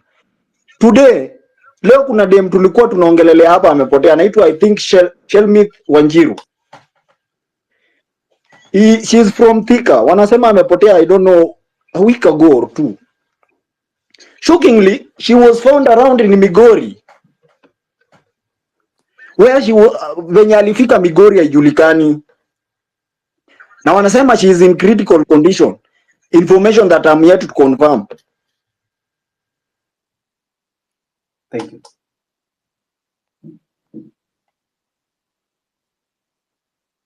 Warui. Hello.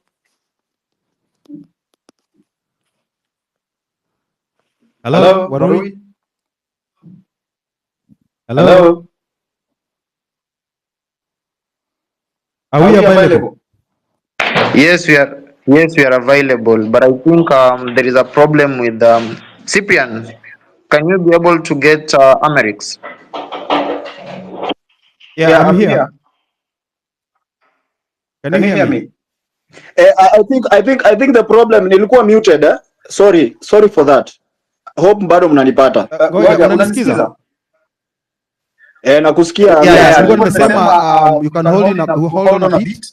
Message yangu imeenda but kuna message as we talk about missing people. Sio kama wangesha amepatikana.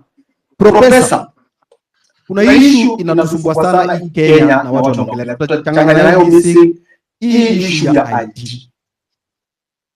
This issue of ID cards.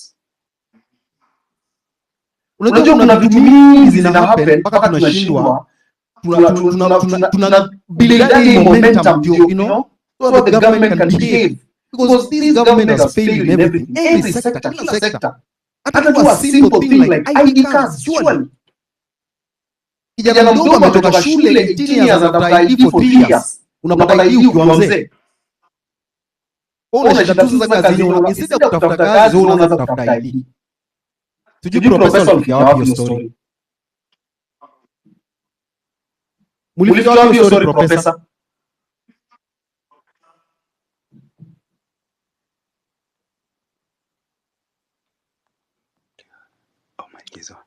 Comrade, mnanisikia? Yes, we can hear you perfectly. Sawa. So, nashukuru sana na wasalimia. Si issue tumekuwa nayo. History ya IDs actually kutoka tuanze kuanza kupost hiyo story ya IDs for the last kama 1 ama 2 weeks hivi.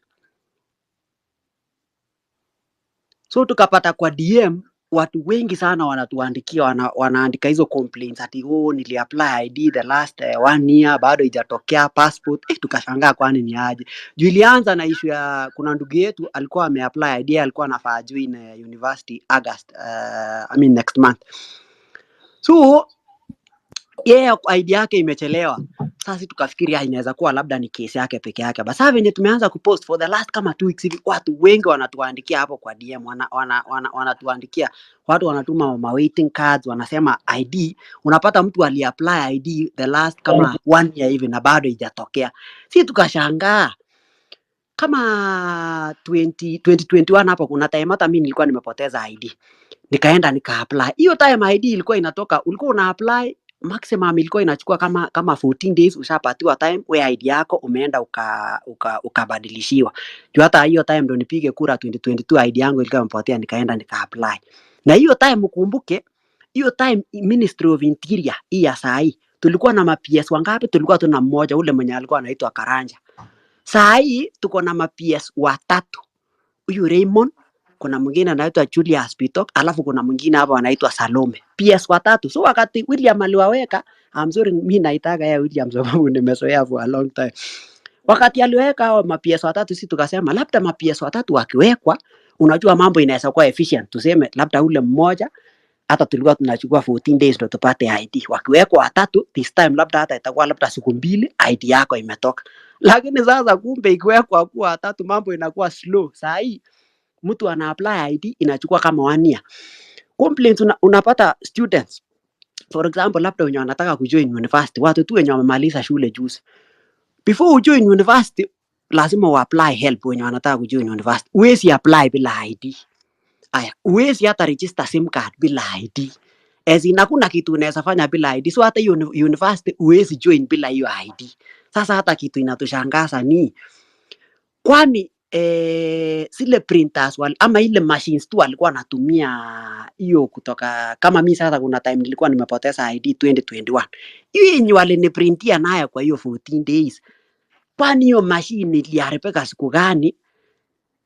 Saa hii huwezi fanya kazi na anyway hata kama imeharibika ingekuwa ID ingekuwa inaprintiwa kila mtu, si hivyo?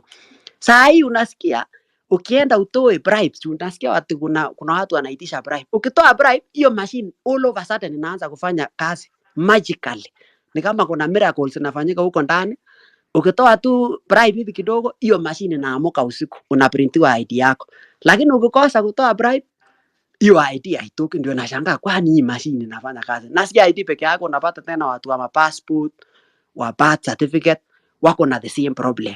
Sasa unaona au na pia mpaka death certificate. Imagine mpaka death certificate huwezi tolewa. Haya, kuna time president alikuwa amesema watu waanze kuapply hii makazi ya kwenda abroad. So nikashangaa utaapply aje kazi ya kwenda abroad na bado hakuna ID? Utaapply aje? Utaenda hiyo abroad aje? Na uwezi ID sahi uwezi apply. Haya. Kuna pia I hope hapa ndani kwa hii space kuna experts ama pia watu wenye wanajua sheria vizuri ndio watuambie hii issue ya ID kuexpire. Hii issue ya expire ya ID.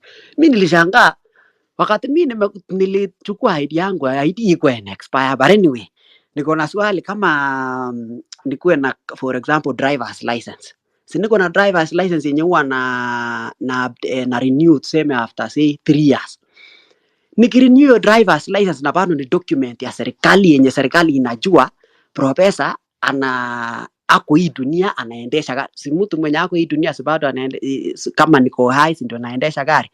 Na renew hiyo document na bado nalipa serikali. Nalipa hiyo charges yote ambayo inaitishwa. Bado tena on the other side niende tena niitishwe nilipe ID tena. A document ambayo driver's license hiyo ID bado ni documents ya serikali. So ni kuduplicate hiyo.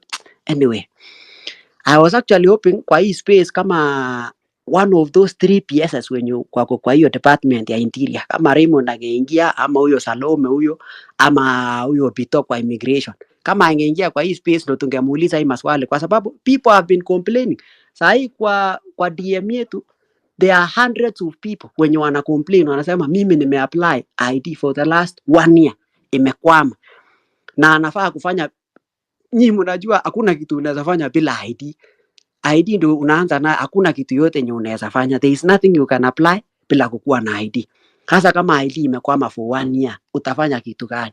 Hata kama ni kusemekana basi tujenge inchi, utajenga inchi namna gani na hakuna kazi unaweza fanya ama hata kuapply kazi yote kama hauna ID. A very basic thing. Sisi tulichoose kufocus na hiyo topic ya mambo ya ID sababu ya watu walicomplain sana. Na pia hata we hope labda wakianza kufanya waanze kuprint hizo ID. What I'm encouraging the rest of us Kenyans ni kwamba every state department ya serikali tukuwe tuna criticize. Sisi tukicriticize hivi tukipiga kelele ndio wanakuwa efficient, kwa sababu why are we paying these guys? Tunalipa hii watu watufanyie kazi. Hiyo efficiency ndio tunataka. We are paying these people ndio watufanyie kazi.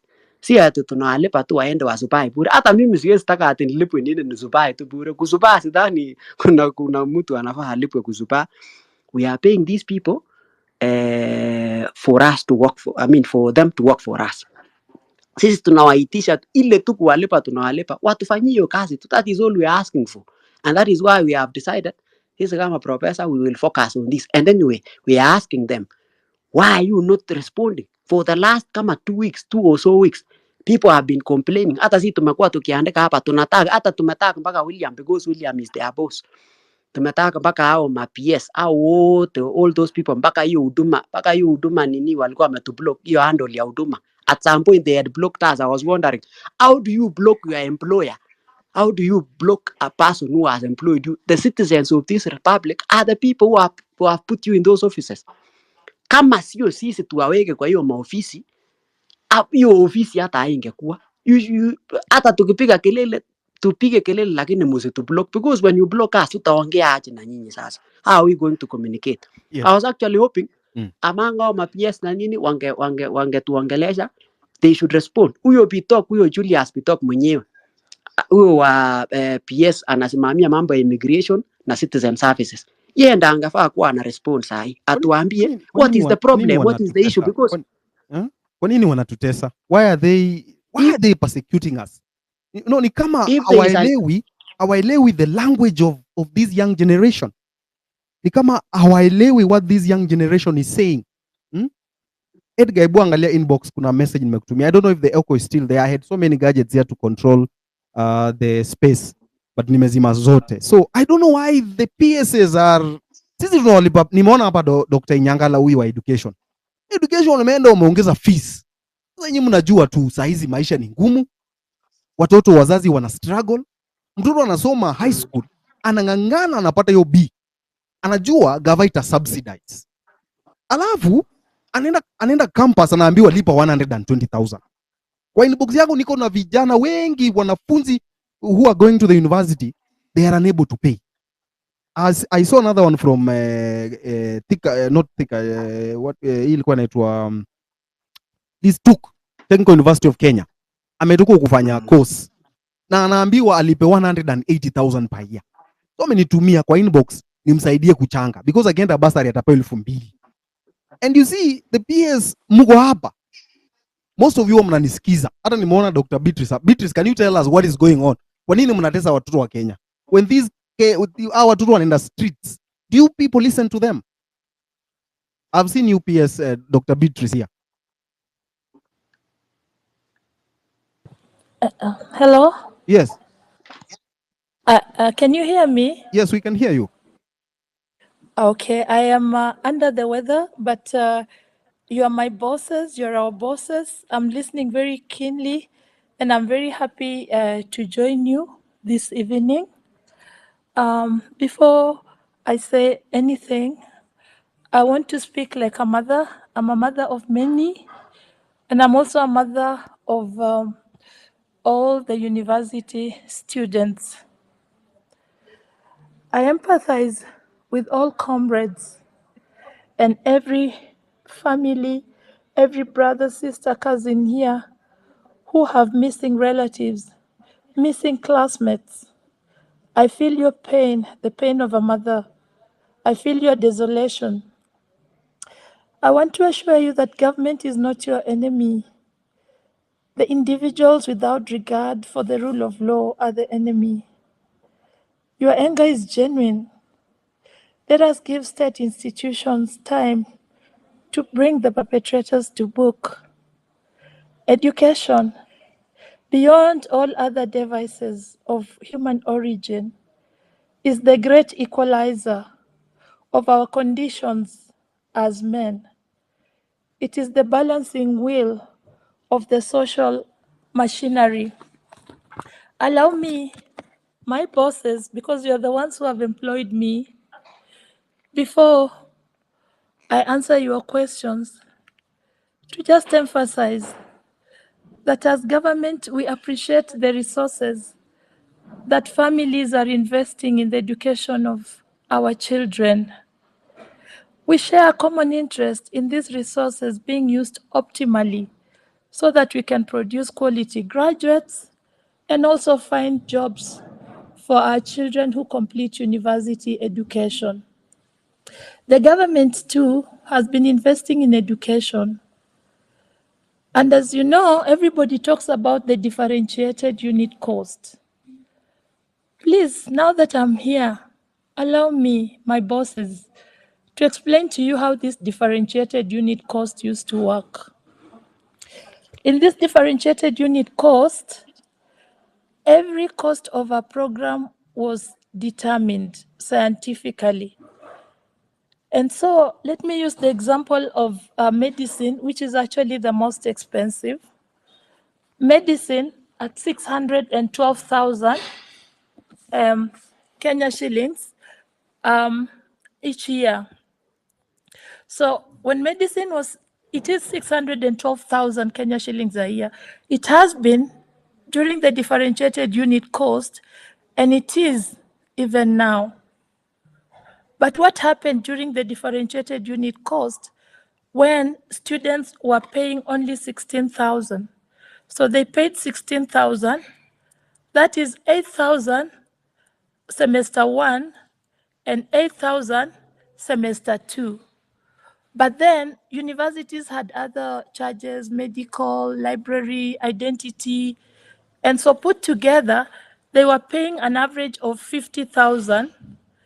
And I'm sure I have comrades listening here who can say the truth that they were actually paying an average of 50,000. So that means from around 28,000 to around 70,000. So that is what the university students were paying. Okay. Now, Let's hold on there. government, You just have to answer these questions directly. The technical jargon can be left to the technocrats.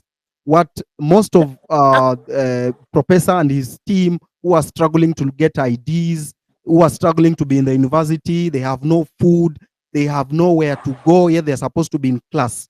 The question is their fees going to be revised downwards? I'm getting there because I want to clarify that fees has not increased. That is why I'm getting there. So when the students were paying 50,000, government was obliged to pay 80% of the 612,000. But over time, government never paid this 612, 80% of the 612. It was paying from 67%, and by the time we came in, it had gone down to 34%. So what am I saying? I'm saying that nobody was paying this cost to educate our children. And that's why our universities were insolvent.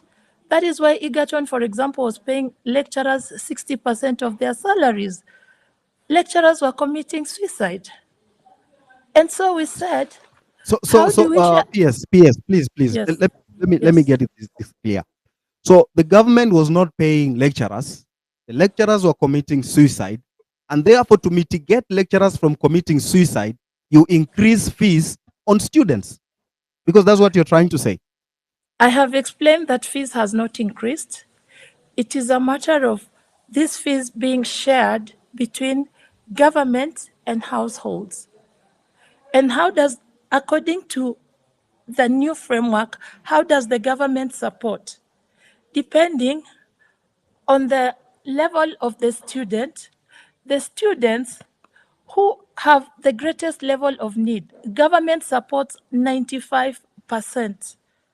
70% scholarship, 25% loan, and the student pays only 5%.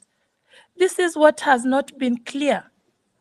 So if the school fees is 600,000, for example, for medicine, our most vulnerable students will pay only 30,000. 15,000 semester 1, 15,000 semester 2. And I am saying, I'm in Jogo House, 10th floor. If any student who is vulnerable is not paying 5%, come to my office. Let us address your issue. Thank you. because Hold it that there. is the framework. Hold it there. Hold it there, Beatrice. Steve, unasikia hii maneno? Yes, niko on. Unasikia hii maneno serikali inasema? Nimesikia hiyo maneno. Allow me to answer But, the question. Just hold on. okay, Just hold on a bit. Okay, allow me to answer the question. Students who don't have IDs, can they apply for government support? Yes, they can apply. They can apply using their birth certificates. They can apply using the CUPS, Kenya Universities and Colleges Central Placement Service has given them a unique identifier, a number. That is enough. Any student who does not have an ID, please tell a friend to tell a friend to tell a family, let them apply. And if they have any problem, my office is open. Let them come to me. I will help them. What is your office? Jogo House, 10th floor. 10th floor. Yes. Room number? It is at the right corner, at the end of the right corner of the corridor. Nobody can miss it. Yes, I am there to serve you, and I am ready and willing to serve you any day of the day, any time of the day and night. All right. That's why I'm So here. if Even you're if a I'm student, I know most of them are in my DM. Yes. If you have an issue with your university, paying fees, applying loan, help, and all those, go to Jogo House, floor number 10, and occupy the room at the right corner. And tell her you came to space and you promised this. Why am I being paid? Why am I being told to pay this much? So hold in there, Dr. Beatrice. You're Honorable most Steve. welcome. Yeah, Honorable Steve.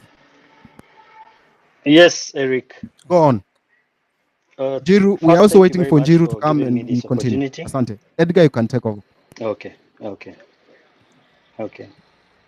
Yeah, Eric, thank you very much for giving me this opportunity.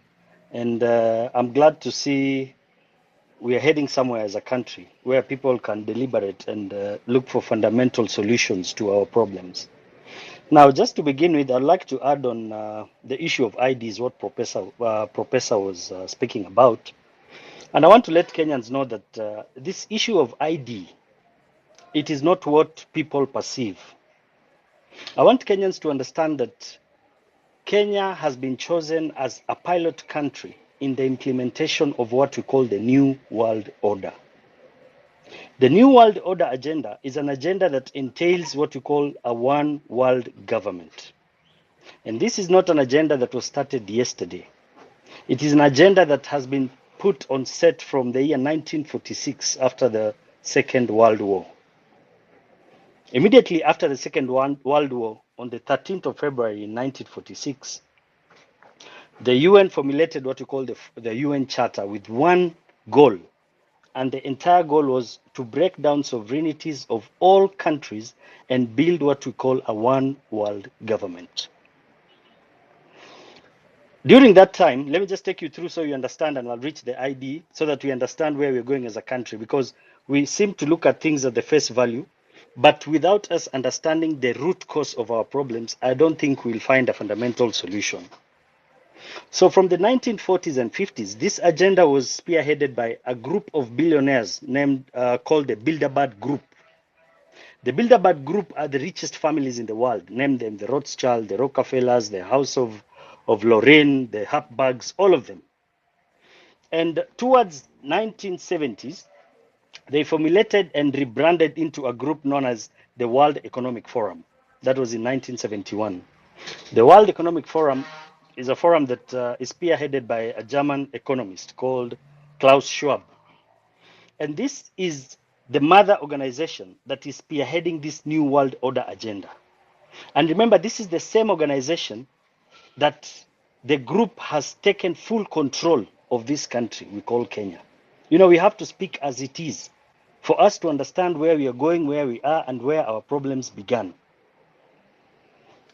The World Economic Forum works in subsidiary with the other Bretton Woods institutions such as the IMF and the World Bank. Together with them, spearheading the health agenda is the WHO and the United Nations. So these people had an agenda from the 1940s to build a world with a one government. When I talk of a one government, I'm talking of one military, one president, one currency, one system, judicial system, military system, to build one, where the center of command will be under one leadership. So in this Africa we're talking about, I don't know how we got to this point where now Kenya has become the prototype for all these implementations. And I'm glad when my brother Willis Otieno was speaking, I'm glad he understands that Kenyans, we are being turned into slavery in day broad light. All these shenanigans and things you are seeing, all these policies and implementations that are being brought forward ever since the KK government got into office are all spearheaded and pushed to us by these globalist organizations.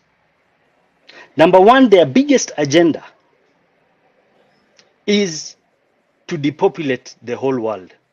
They are very clear in their agenda, and they say for the implementation of the New World Order, the first thing they have to do is to reduce the number of people on Earth from a number of about 8 billion to a maximum of 500 million to 1 billion people. And how do you do that? So their first implementations was things to do with food and agriculture. And that is why you'll notice most of the implementations and policies that are being implemented in this country from Uhuru Kenyatta's time were policies to do with health, food and agriculture, and land.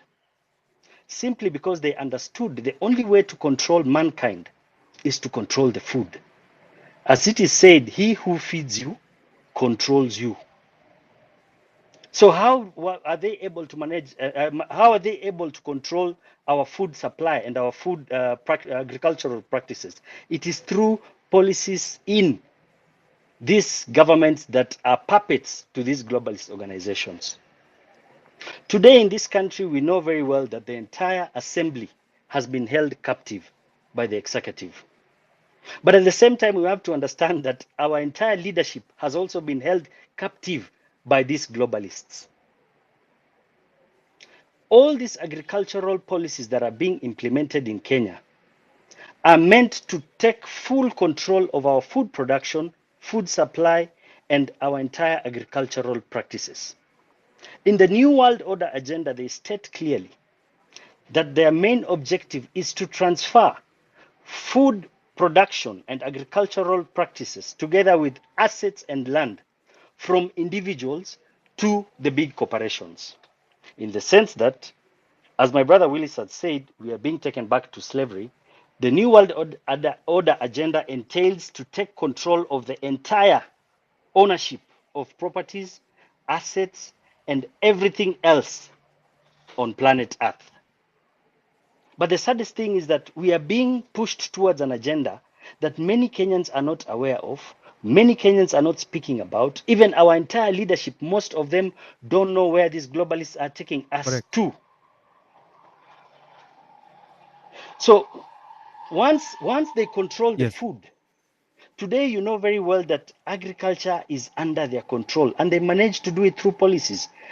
And this policy started during Uhuru Kenyatta's time, when Kunjuri brought forward a document called agricultural certification policy or something he brought about when he was the Minister of Agriculture, where they brought policies to do with seeds, where you cannot share seeds, and they allowed these multinational globalist organizations such as DuPont, Cargill, Monsanto, they allowed them to come and patent seeds here. Today in this country, it is a crime to even share seeds with your neighbor. Today in this country, it's a crime to use seeds that are not patented. And remember, most of these GMO seeds that were being implemented to plant and to consume are what you call terminator seeds. In the essence that once you use that seed, you cannot replant it in the next season.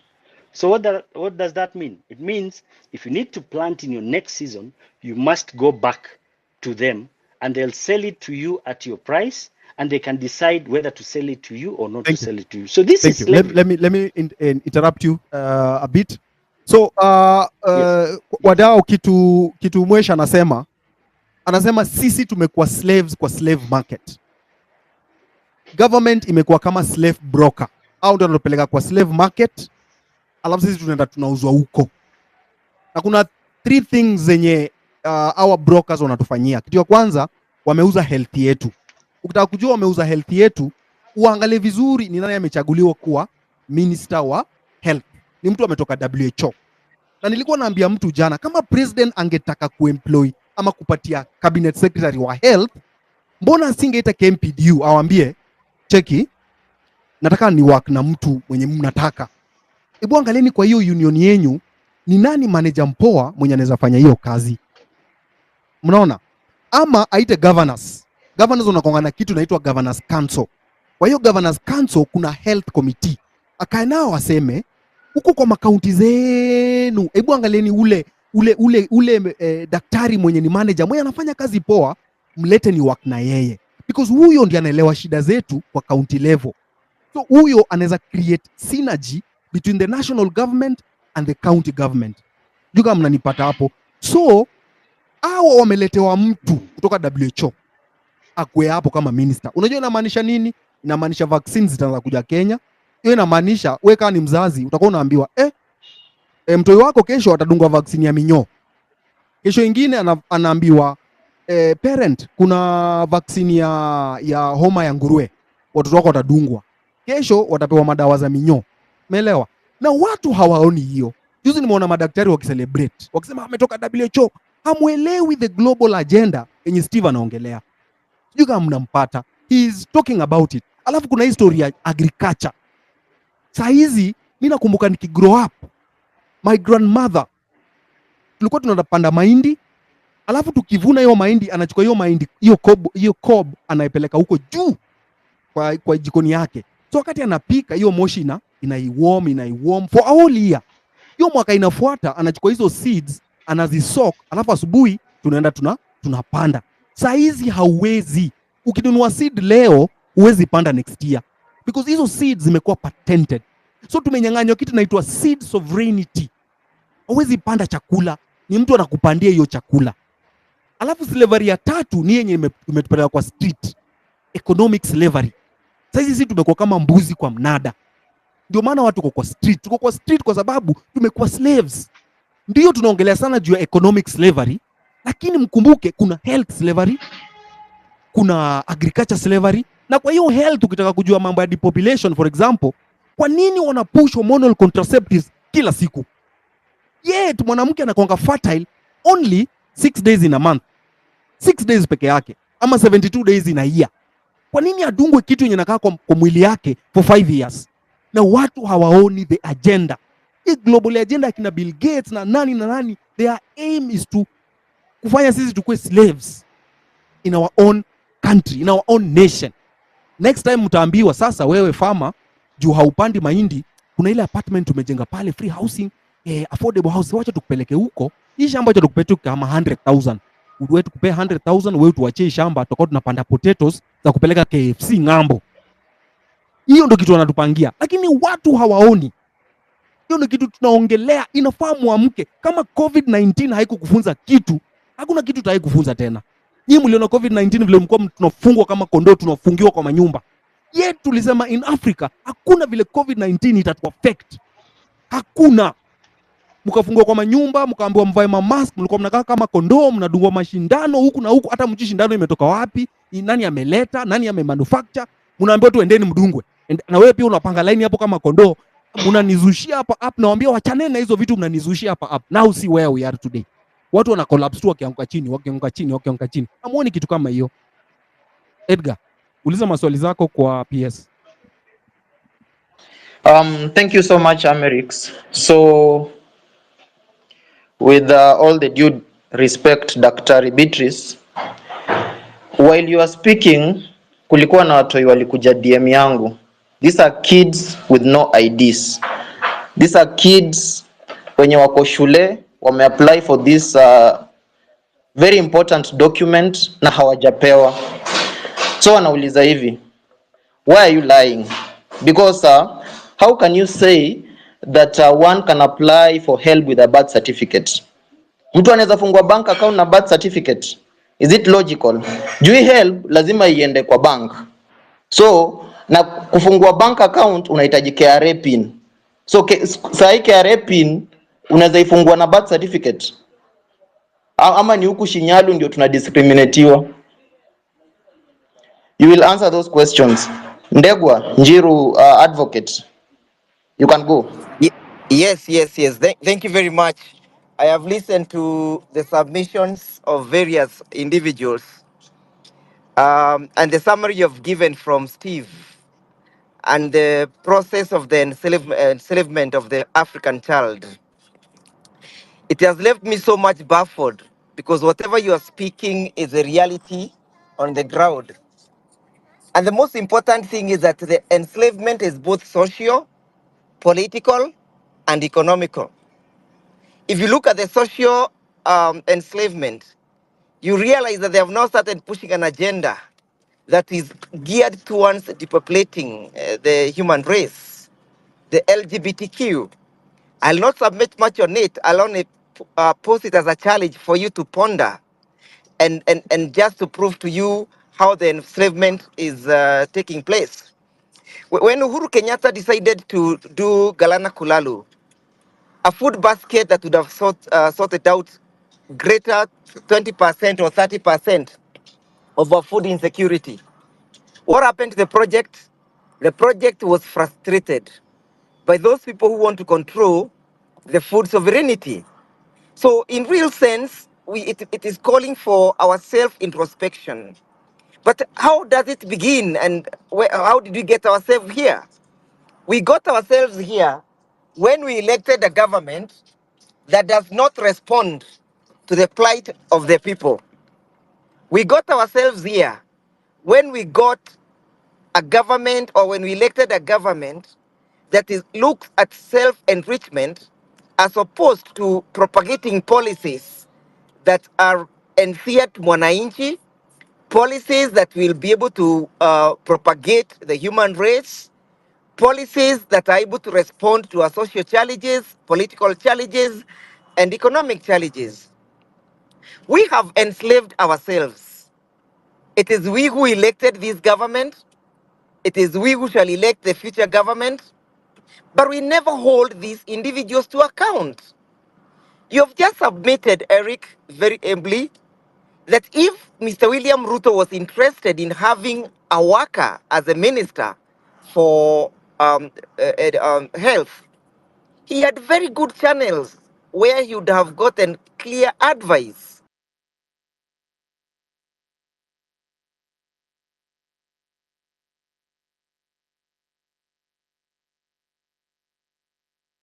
Because he's there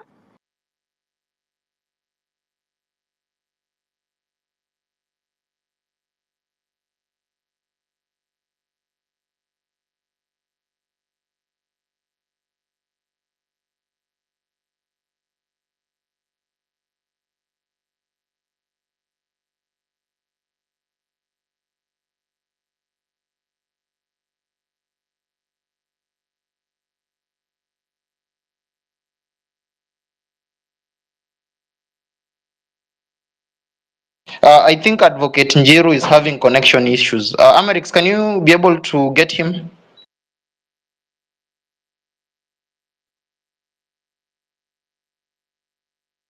I'm unable to get him. I can see him on the speaker's panel.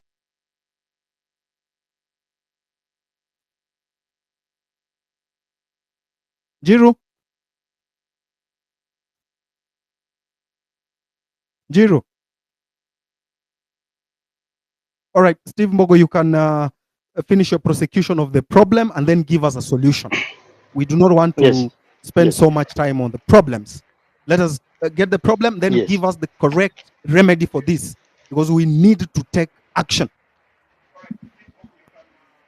Exactly. So I was just explaining to you the issue of control of agriculture, and I'm glad also you seem to you do understand their next procedure or their next step of. Sorry. Okay. I had lost the mic. Some guys were calling. Sorry about that. I was All right. submitting that I was not baffled when I had the PS not able. We lost you again. Can you hear me? Yes, we can hear Let you. me Maybe just you sort can out sit. this person who is. I'm saying I'm not baffled when I hear the peers unable to explain why people are not able to get IDs. The lack of IDs is a political agenda for Mr. William Ruto. He has understood that we are 28 million strong, and that gives him sleepless nights. He's wondering, if I give these guys IDs, what will be my political future? If they're able to go to the streets under Article 35, 37 of the Constitution,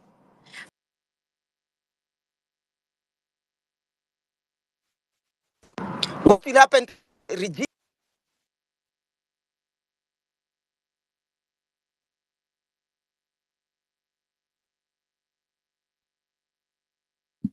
I think you have connection issues, Ndegwanjiru. Maybe you are on the road or something. Can you hear him, Edgar? I think he's lost. Yes, I can Yeah, hear you. yeah. Maybe Steve can. You can mute Ndegwa. He's on the road, I suspect. That's why his network is on and off. Yes. Or no. There's some guy who is keeping on Okay. calling. Can you hear Yes, me yes, yes. now? You can prosecute your issues as quickly as Hello? possible. Yes, we can hear you.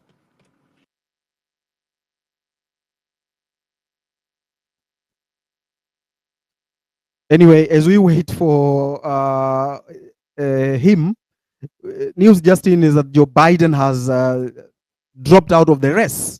So one down. He has dropped out. These are the people who are really messing our world as we speak. They infiltrate our world with neoliberal agenda, Zionism, and all those things that make us not human beings. We become robots. We eat bad foods. We get bad medicine. We live like robots or something. Steve Mbogo, can you finish your prosecution, please? Yes. So I was talking about the agricultural and agricultural practices control. So actually, Eric, their main objective is to take full control and transfer agricultural land and practices from individuals to these globalist organizations. And that is why I'm glad you understand the issue of this new affordable housing agenda. It's an agenda that no Kenyan can really explain because this agenda is not a Kenyan agenda. I'll tell you with confidence that even the plans and the drawings for these projects of the new housing agenda were done by the IMF and these globalist organizations. And their main objective is most of it is coming under the social panel, where they're saying it's going to be for social activities to give the houses to the people. But their main objective is to compensate those people who are going to lose their land in the rural and urban areas. Many at times, and Kenyans, this is a time where we have to be listening to what our leaders say. Because if you want to know where leaders are taking you, stay keen and understand the words they are pronouncing time and again. Many a times the president has pronounced that it is time as Kenyans. We have to free up land from rural areas and move to urban areas. And that is why these housing projects are done only within the towns. If really they were supposed to empower or bring up the poor people and embrace the mamamboga and boda boda as it is said, these are projects that will even be done in rural areas where people have cheap or poor settlements. But the main objective is to take over the land and put people under a project in the New World Order known as the 15-minute cities. The 15-minute cities appear very pretty in the pronouncement, and they say it is a group of leaders all over the countries that are coming together to combat what we call climate change. But the reality is, this is the projection of the future of the world, where they want to put people in a sort of a concentration camp, and people will only be living within these small cities. That's why they name them the 15-minute cities. And the entire land and property will be transferred to these globalist organizations. Eric, if you do your research today in America, actually 44% of single family homes have already been taken over by these globalist organizations. Big companies like BlackRock, Vanguard, StreetGuard, all owned by these cabals I'm talking about. Now, the moment you take these people into these concentration camps, you need to find a way to control them. And that is where they're coming up with the agenda of what you call the digital ID. Let me tell you, Eric, printing an ID ever since you were born in this country, issuance and printing of IDs is one of the easiest job a government can do. But you'll agree with me, for the last 2-3 years, this activity has hit a snag, and it has been intentional, simply because they are gearing towards the launching of what we call the digital world ID. The president himself pronounced and said that very soon we will launch digital IDs, and these digital IDs will be free. And he went mute on that agenda. Because what they do, what the globalists do, is they prepare you in their pronouncements. Now, these digital IDs, their main objective is for total control of mankind. And the worst of it all, the digital IDs come handy because of the introduction of the new world currency, which are called the central bank digital currencies. Again, I repeat, the president himself, sometimes back when there was the issue of the dollar, he stood in front of Kenyans and told Kenyans that it is time you have to sell your dollars for those who are hiding dollars, because dollars will be no more.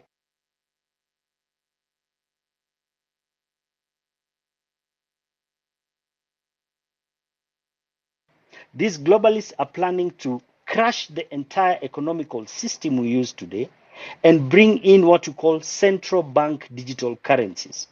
And these central bank digital currencies are what will be attached to your digital ID. So for instance, if Eric, you don't follow the rules and orders created by these cabals, your digital currency is switched off. That means you can't transact, you can't buy anything, you can't move from anywhere.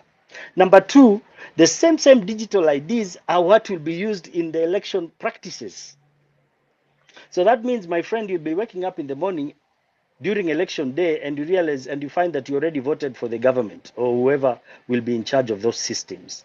So all these implementations that are happening in Kenya are geared towards this agenda. And we have to understand as Kenyans, if you're not able to address these implementations that are happening in this country, then we are fighting a losing battle. It is until we start addressing and fighting this globalist agenda, that's when we'll find a solution to these problems.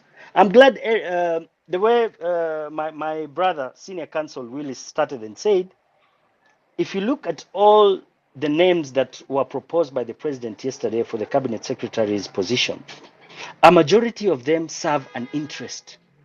I want to make you understand that in the economical, health, and agricultural fields in this country, the globalists managed to infiltrate and put their people in there. When you look at the economical pillar of this country, majority and the bosses who are in charge, for example, Kamau Thuge is a gentleman who worked in the IMF for more than 20 years. In fact, he was a director or in charge of debt in developing countries. Someone like Ndungu was also in the board of the IMF and also worked and served in the board of the World Economic Forum.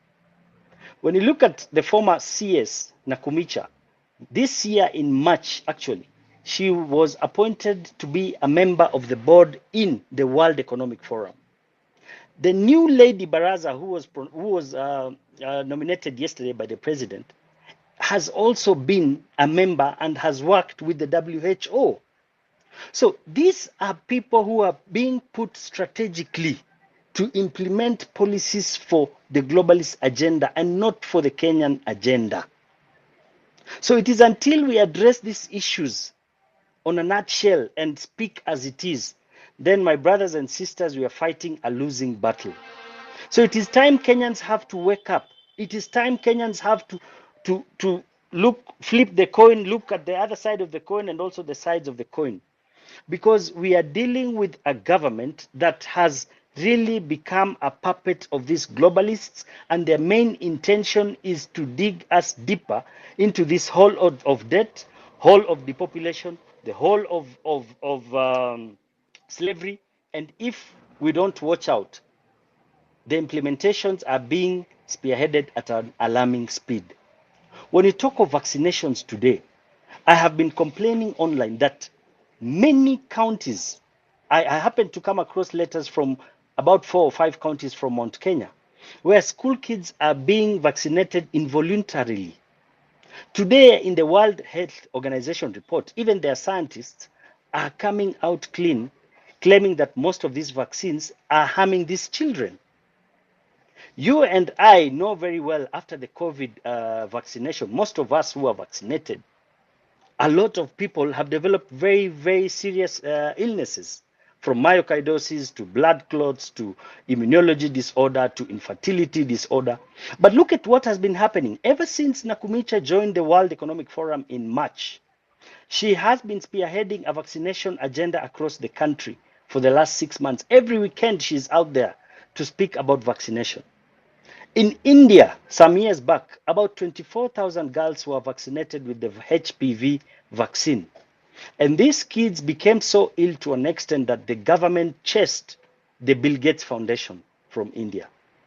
Now remember, these big NGOs and these foundations from these globalists are the people who are in charge of this country today.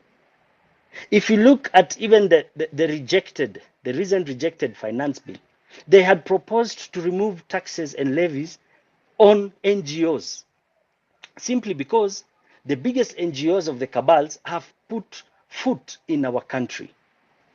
So, Eric, as I conclude, I want people to understand that this issue, which is the bone of contention, you're talking about the ID issue, it is not a matter of government systems failing to print IDs. No. These are conditions that have been given to them, and they're delaying the process which will be conjoined with what we call the central bank digital currencies. Oh, all right. Yeah, Yes. this is serious. I also saw you saying something about our minerals, and there's been a very number of spaces here talking about minerals, and I am shocked to learn that Kenya has minerals. Kenya has gold. Yes, my I brother. am shocked that this thing they Yes. call diatomite somewhere here in Kriandusi, that there are other minerals there that are very valuable. And I was just Googling. Exactly. And there is that trona in Magadi, which is in billions. And I'm also told we have a lot of minerals in Taita, a lot of minerals in Laikipia, a lot of minerals in Naivasha. Why are we not being told about minerals? Very good, Eric.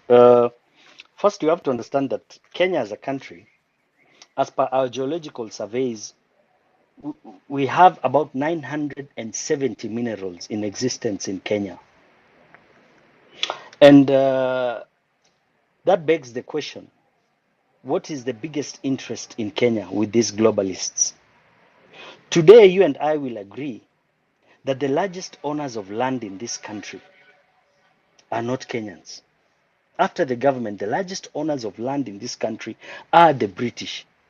And the majority of those big land, chunks of land owned by the British have already been taken over by the same globalists I'm talking about. Now, when you talk about minerals, my brother, I want you to understand that minerals are products or elements that grow or evolve. And minerals are created due to different changes on planet Earth. One of the ways minerals form, one of the ways is through changes of heat and pressure in the ground. The second one is when salt evaporates or when chemicals come out of hot fluids. So for instance, I'm talking about these hot water lakes, for example. And the other ones are formed when hot gases or molten rocks cool. So when you have that at the back of your head, you have to understand where to find these activities. So when you talk of heated areas or areas with heated activities on the ground, I'm talking of activities like volcanic mountains or activities like geothermal. When you talk of boiling waters, we talk about areas like where we have what we call boiling lakes, for example, Bogoria, Baringo, Elementaita, Magadi, and all the sort. When you talk of volcanic mountains, how many volcanic mountains do we have in Kenya? We have Mount Kilimanjaro, we have Mount Kenya, we have Mount Longonot, we have Elgon. These mountains, as much as they are not active, but deep down, the volcanic activity is still taking place. It's only that it is not active. So you ask yourself, where do we have these activities in Kenya? When you talk of the volcanic mountains, we have one in Kilimanjaro, we have one in Naivasha area, and one in Mount Kenya area. The boiling lake activities we have in Baringo, Bogoria, Elementaita, Naivasha area, and in Magadi. So you come and ask yourself in this country, having said that the largest owners of land in Kenya are the British or these globalists, you ask yourself, where do they own these chunks of land? All and the majority of the largest chunks of land owned by these people are either in Taita Taveta, either in Laikipia, Nanyuki, Mount Kenya area, or in Naivasha area. And a huge majority are now moving towards Baragoi, Baringo, Bogoria, Kuresoi, Suguta Valley area. And that is because of these natural activities happening in the ground. Now, I want you to understand that the first geological surveys in Kenya were done in the early 1930s and 1940s. And I'll tell you that even by the time the former Russian ambassador of Kenya was living, he mentioned that by the 1940s, all the big nations in the world had understood the wealth or the mineral rich of this country of ours, Kenya. Kenya is a very wealthy country. These are people who've held on to this land for the last 80, 90 years without selling even a piece of it. But what did they do? Most of them demarcated, or they turned those pieces of land into what we call national parks or conservancies. And I want all of you to go and check. It is very funny that even the Nairobi National Park, their title deed is under a company called Royal National Parks. It's not even under the government. So there are people who own these conservancies and own these pieces of land in the name of wildlife, but in reality, it is because of the mineral rich or the minerals that are down there. My issue is they have the titles to the land and they own the land because they were smarter than us and they own it. But it is not good for them to sit on those land. Can you imagine millions and millions of land which are not put into use? If they own the land and the land is mineral rich, because we know they are mineral rich, it is time they start the mining activities. If they are not in a position to do that, the government can come in and start these activities so that the government can earn royalties. We cannot have minerals worth billions and billions of dollars while our country is languishing in abject poverty. If you go to an area like Magadi, Magadi has a special railway line all the way from Magadi company to Mombasa. If you look at those bogies that carry the chemical elements in the name of sodium bicarbonate, those containers are security containers. So what are they carrying? What are they carrying? If minerals are formed due to these activities, and this is where these activities are, and these are people who've been mining there from 1920s. One of my main fields or my specialty is in geology. I understand minerals very well. And I'll tell you, I know the minerals that I exist am in that shocked. area. So why are they not coming out clean? Why isn't the government looking into this issue I am critically? shocked. During Uhuru Kenyatta's time, we were told that the military conducted what we call a geological survey. So where is that report? Why haven't they shared with us for us to know and understand what is there so that we can also apply for these licenses? This country is rich in graphite, iron, copper, coltan, manganese, gold, diamond, name it, cobalt, thorium, nickel, chromite, lead, zinc, all these minerals we have in this country. But why are we languishing in abject poverty? It is because we have a government that does not understand how to take this country forward. It is because we have a government that are so material oriented and they're not ready to help this country move forward. Remember, issues to do with leadership is about guidance and problem solving. Today we are in this debt trap. How do we come out of it? If these people have the titles to this land, Why don't we? Rumor has it. Majority of these areas where we are being told that there is banditry, it is not actually banditry. The reality is human displacement that is happening there. There's so much deposits of hydrocarbon and minerals even to do with uranium in this country. But why aren't our leaders speaking about these things? We don't mind them owning the mines. Yes, they can own the mines, but let them put them into work. Let them not mine in secrecy. Once they put them into work, they're going to create employment. They're going to build amenities around the area. And that is where we will solve our problems. Remember, economic liberation should be our core objective in taking this Yes, country forward. economic The liberation. biggest problem we have in Yes. this country, yes, economic liberation. The moment we are economically empowered, let me tell you, Eric, we will solve all these other problems in Thank you this very country. much. We'll come to you for the solution. But Yes. I was watching a video by Matinyarare. He's a seed advocate. And he was saying that Kenya is number 4 on the cancer index list. Number 1 is South Africa. Number 2, Zimbabwe. Number 3, Malawi. Number 4, Kenya. And the major driver for that, GMO seeds.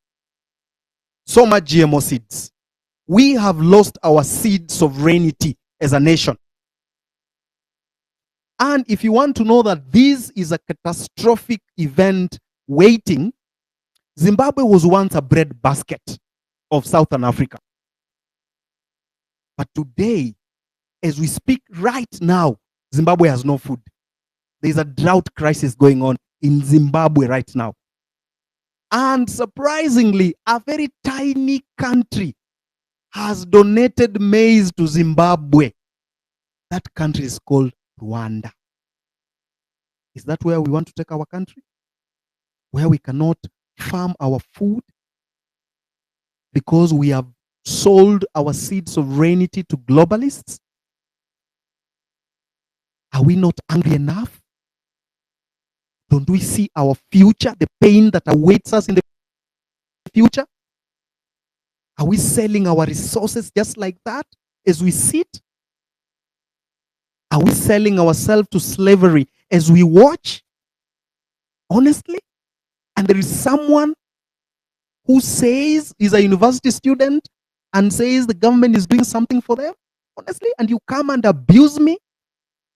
Or abuse someone who wants the government to behave better? Really? Are you normal? There's a group that has been formed here on X where people are discussing this space and abusing me and saying Amerix na yo takataka yake hiyo ya space hiyo. Just imagine. Are we serious as a country?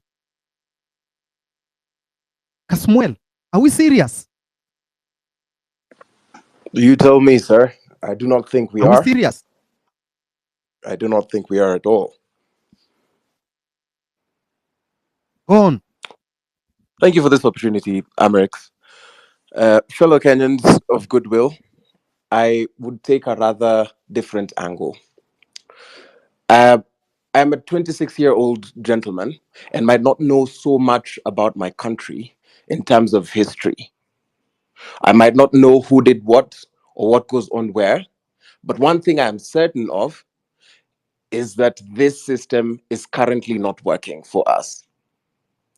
It is a very painful reality that we are losing people to not only disease and hunger, but now people are dying in the arms of government.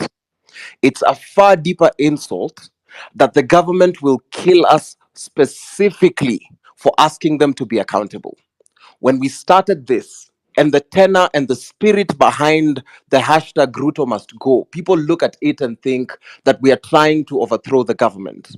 I have not once in all the protests I have attended, and I have not missed a single one since we started protesting, I have not once met a young person who wants to overthrow the government and occupy that seat. The government has consistently killed us for being peaceful and asking them to be accountable. There are very, very many atrocities that have happened to the country. Some things which are absolutely unbelievable. Like the fact that when I heard Amerix talk about us being high in the cancer index. I'm thinking just beyond lifestyle. We still have toxic nuclear waste that was dumped in northeastern. And I was wondering, how comes those people who lead a relatively healthy life, where do they have such high cancer prevalence? We have toxic waste, we have minerals, all these other sides. And there's a young person probably who's on this space and they're wondering, I do not have this much information, but I know I have rage and I know I cannot stand for this government in its corrupt nature. I'm here to tell you that it is valid, whatever it is that you're feeling. You do not need to be the most educated for you to understand that we are being churned out of a system that will never assimilate you for work.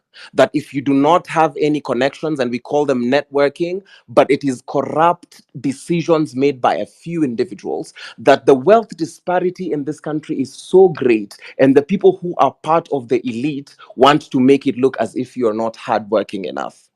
If as a young person you're here and you're listening to the sound of my voice, as we consistently continue to educate ourselves, when that constitution says all sovereign powers belong to the people of Kenya, it is talking about you.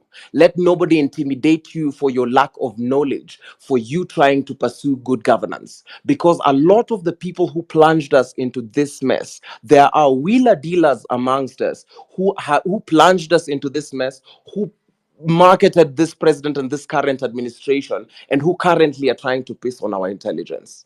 I will take a rather different angle because there could be more informed people who will tell you about the fishing basket in the Indian Ocean and how it is a 10 trillion economy that we as Kenyans are not allowed to touch.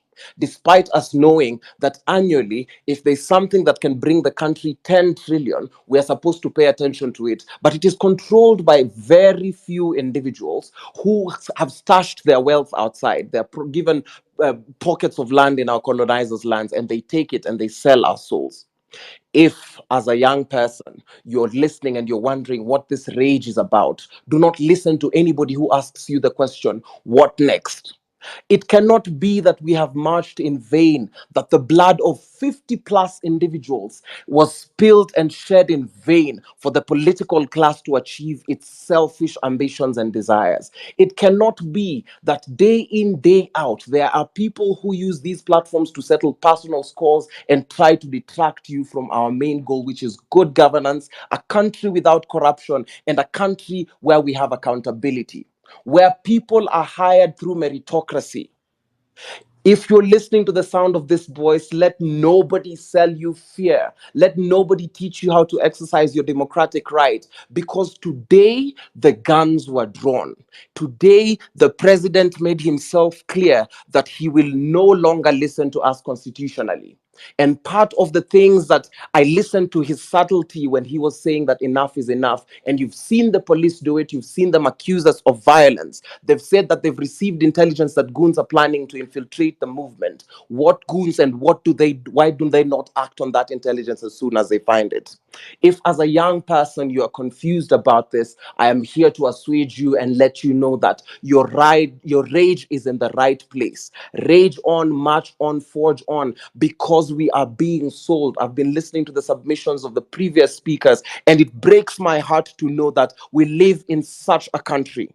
To remind you, young people, that what we have achieved in 2 months is the kind of change the country has been seeking to achieve. Do not let the hijack of the political class of the movement discourage you, because we started this. I am here to encourage the young people.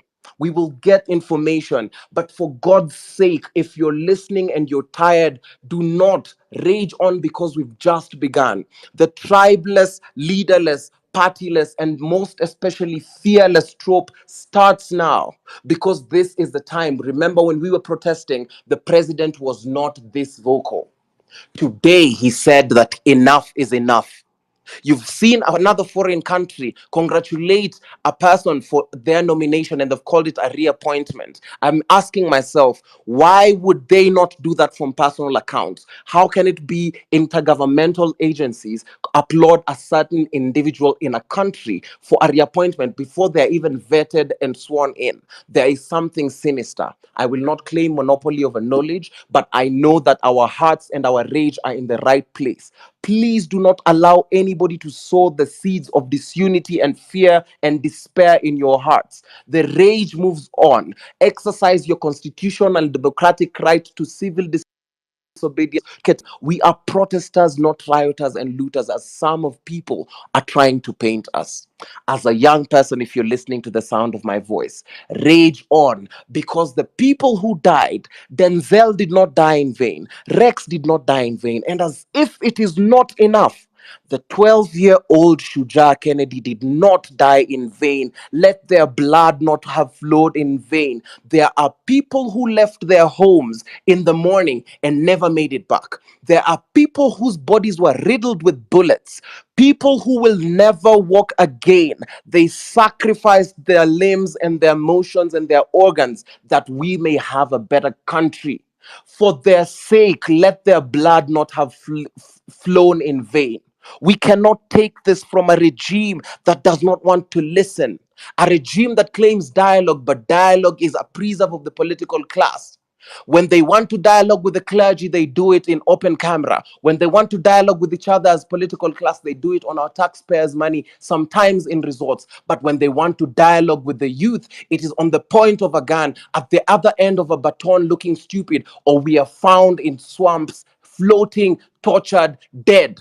If you dare raise your voice, you are abducted and killed. As a young person, I'm urging you to rage on. The older generation that is here with us have supported us consistently. They are giving us information and equipping us. But let us not be detracted from the rage that is going on, because the rage is not a call to disorder. It is not a call to ban our country. It is a call to proper governance. Rage on, march on. And when you say Ruto must go, you know clearly the issues that we are fighting is a lack of meritocracy. We have seen them pride themselves in tokenistic things where they want to appoint first female things, but that is setting us back ways in which we will never be, because we can never take these tokenistic appointments seriously.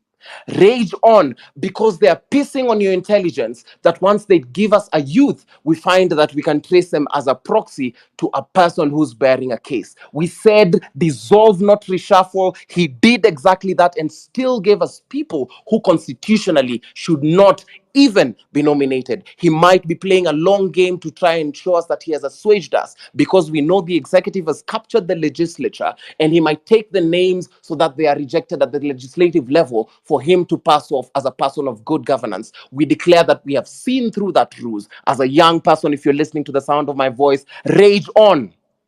Do not accept your future to be sold out by political prostitutes, people who deal with the lives of millions. And I have said time without number, corruption is akin to genocide. When you take money that belongs to young mothers, you are Kaskazini, killing millions of generations. Kaskazini, Rage you on. can wind up. You can wind up. As I wind up, as we plan to occupy, as we plan to continue to exercise our democratic rights, as we plan to implement our constitutional rights, do not be coward. I am calling you to unity. There will be a lot of distractions, there will be a lot of detractions and small talk, but the political class unites.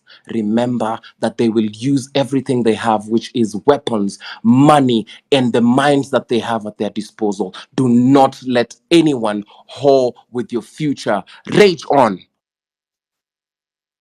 Okay. Thank you so much for the solid submission. So I'm going to let Dr. Beatrice, the PS, to answer the questions that were brought upon her. And Daktari, how are Yes. you telling these young people to occupy Nyayo House? Na hapo hata Nyayo House Nyayo. ukienda bila ID hauwezi ingia. Then another question is, why are you telling them to occupy the 10th floor? You are not telling them the Yes. exact room number that you work in. Haujui room unafanya kazi? So if you can answer those questions and the previous ones that I had brought up, before I bring in the next speaker. Okay, Amerix, I am investing valuable time with all of you gathered in this citizen assembly, because the issues you are canvassing are very important and I take them very seriously. I want to underline that because I have had some of our brethren here saying I am lying. I wouldn't come here to lie.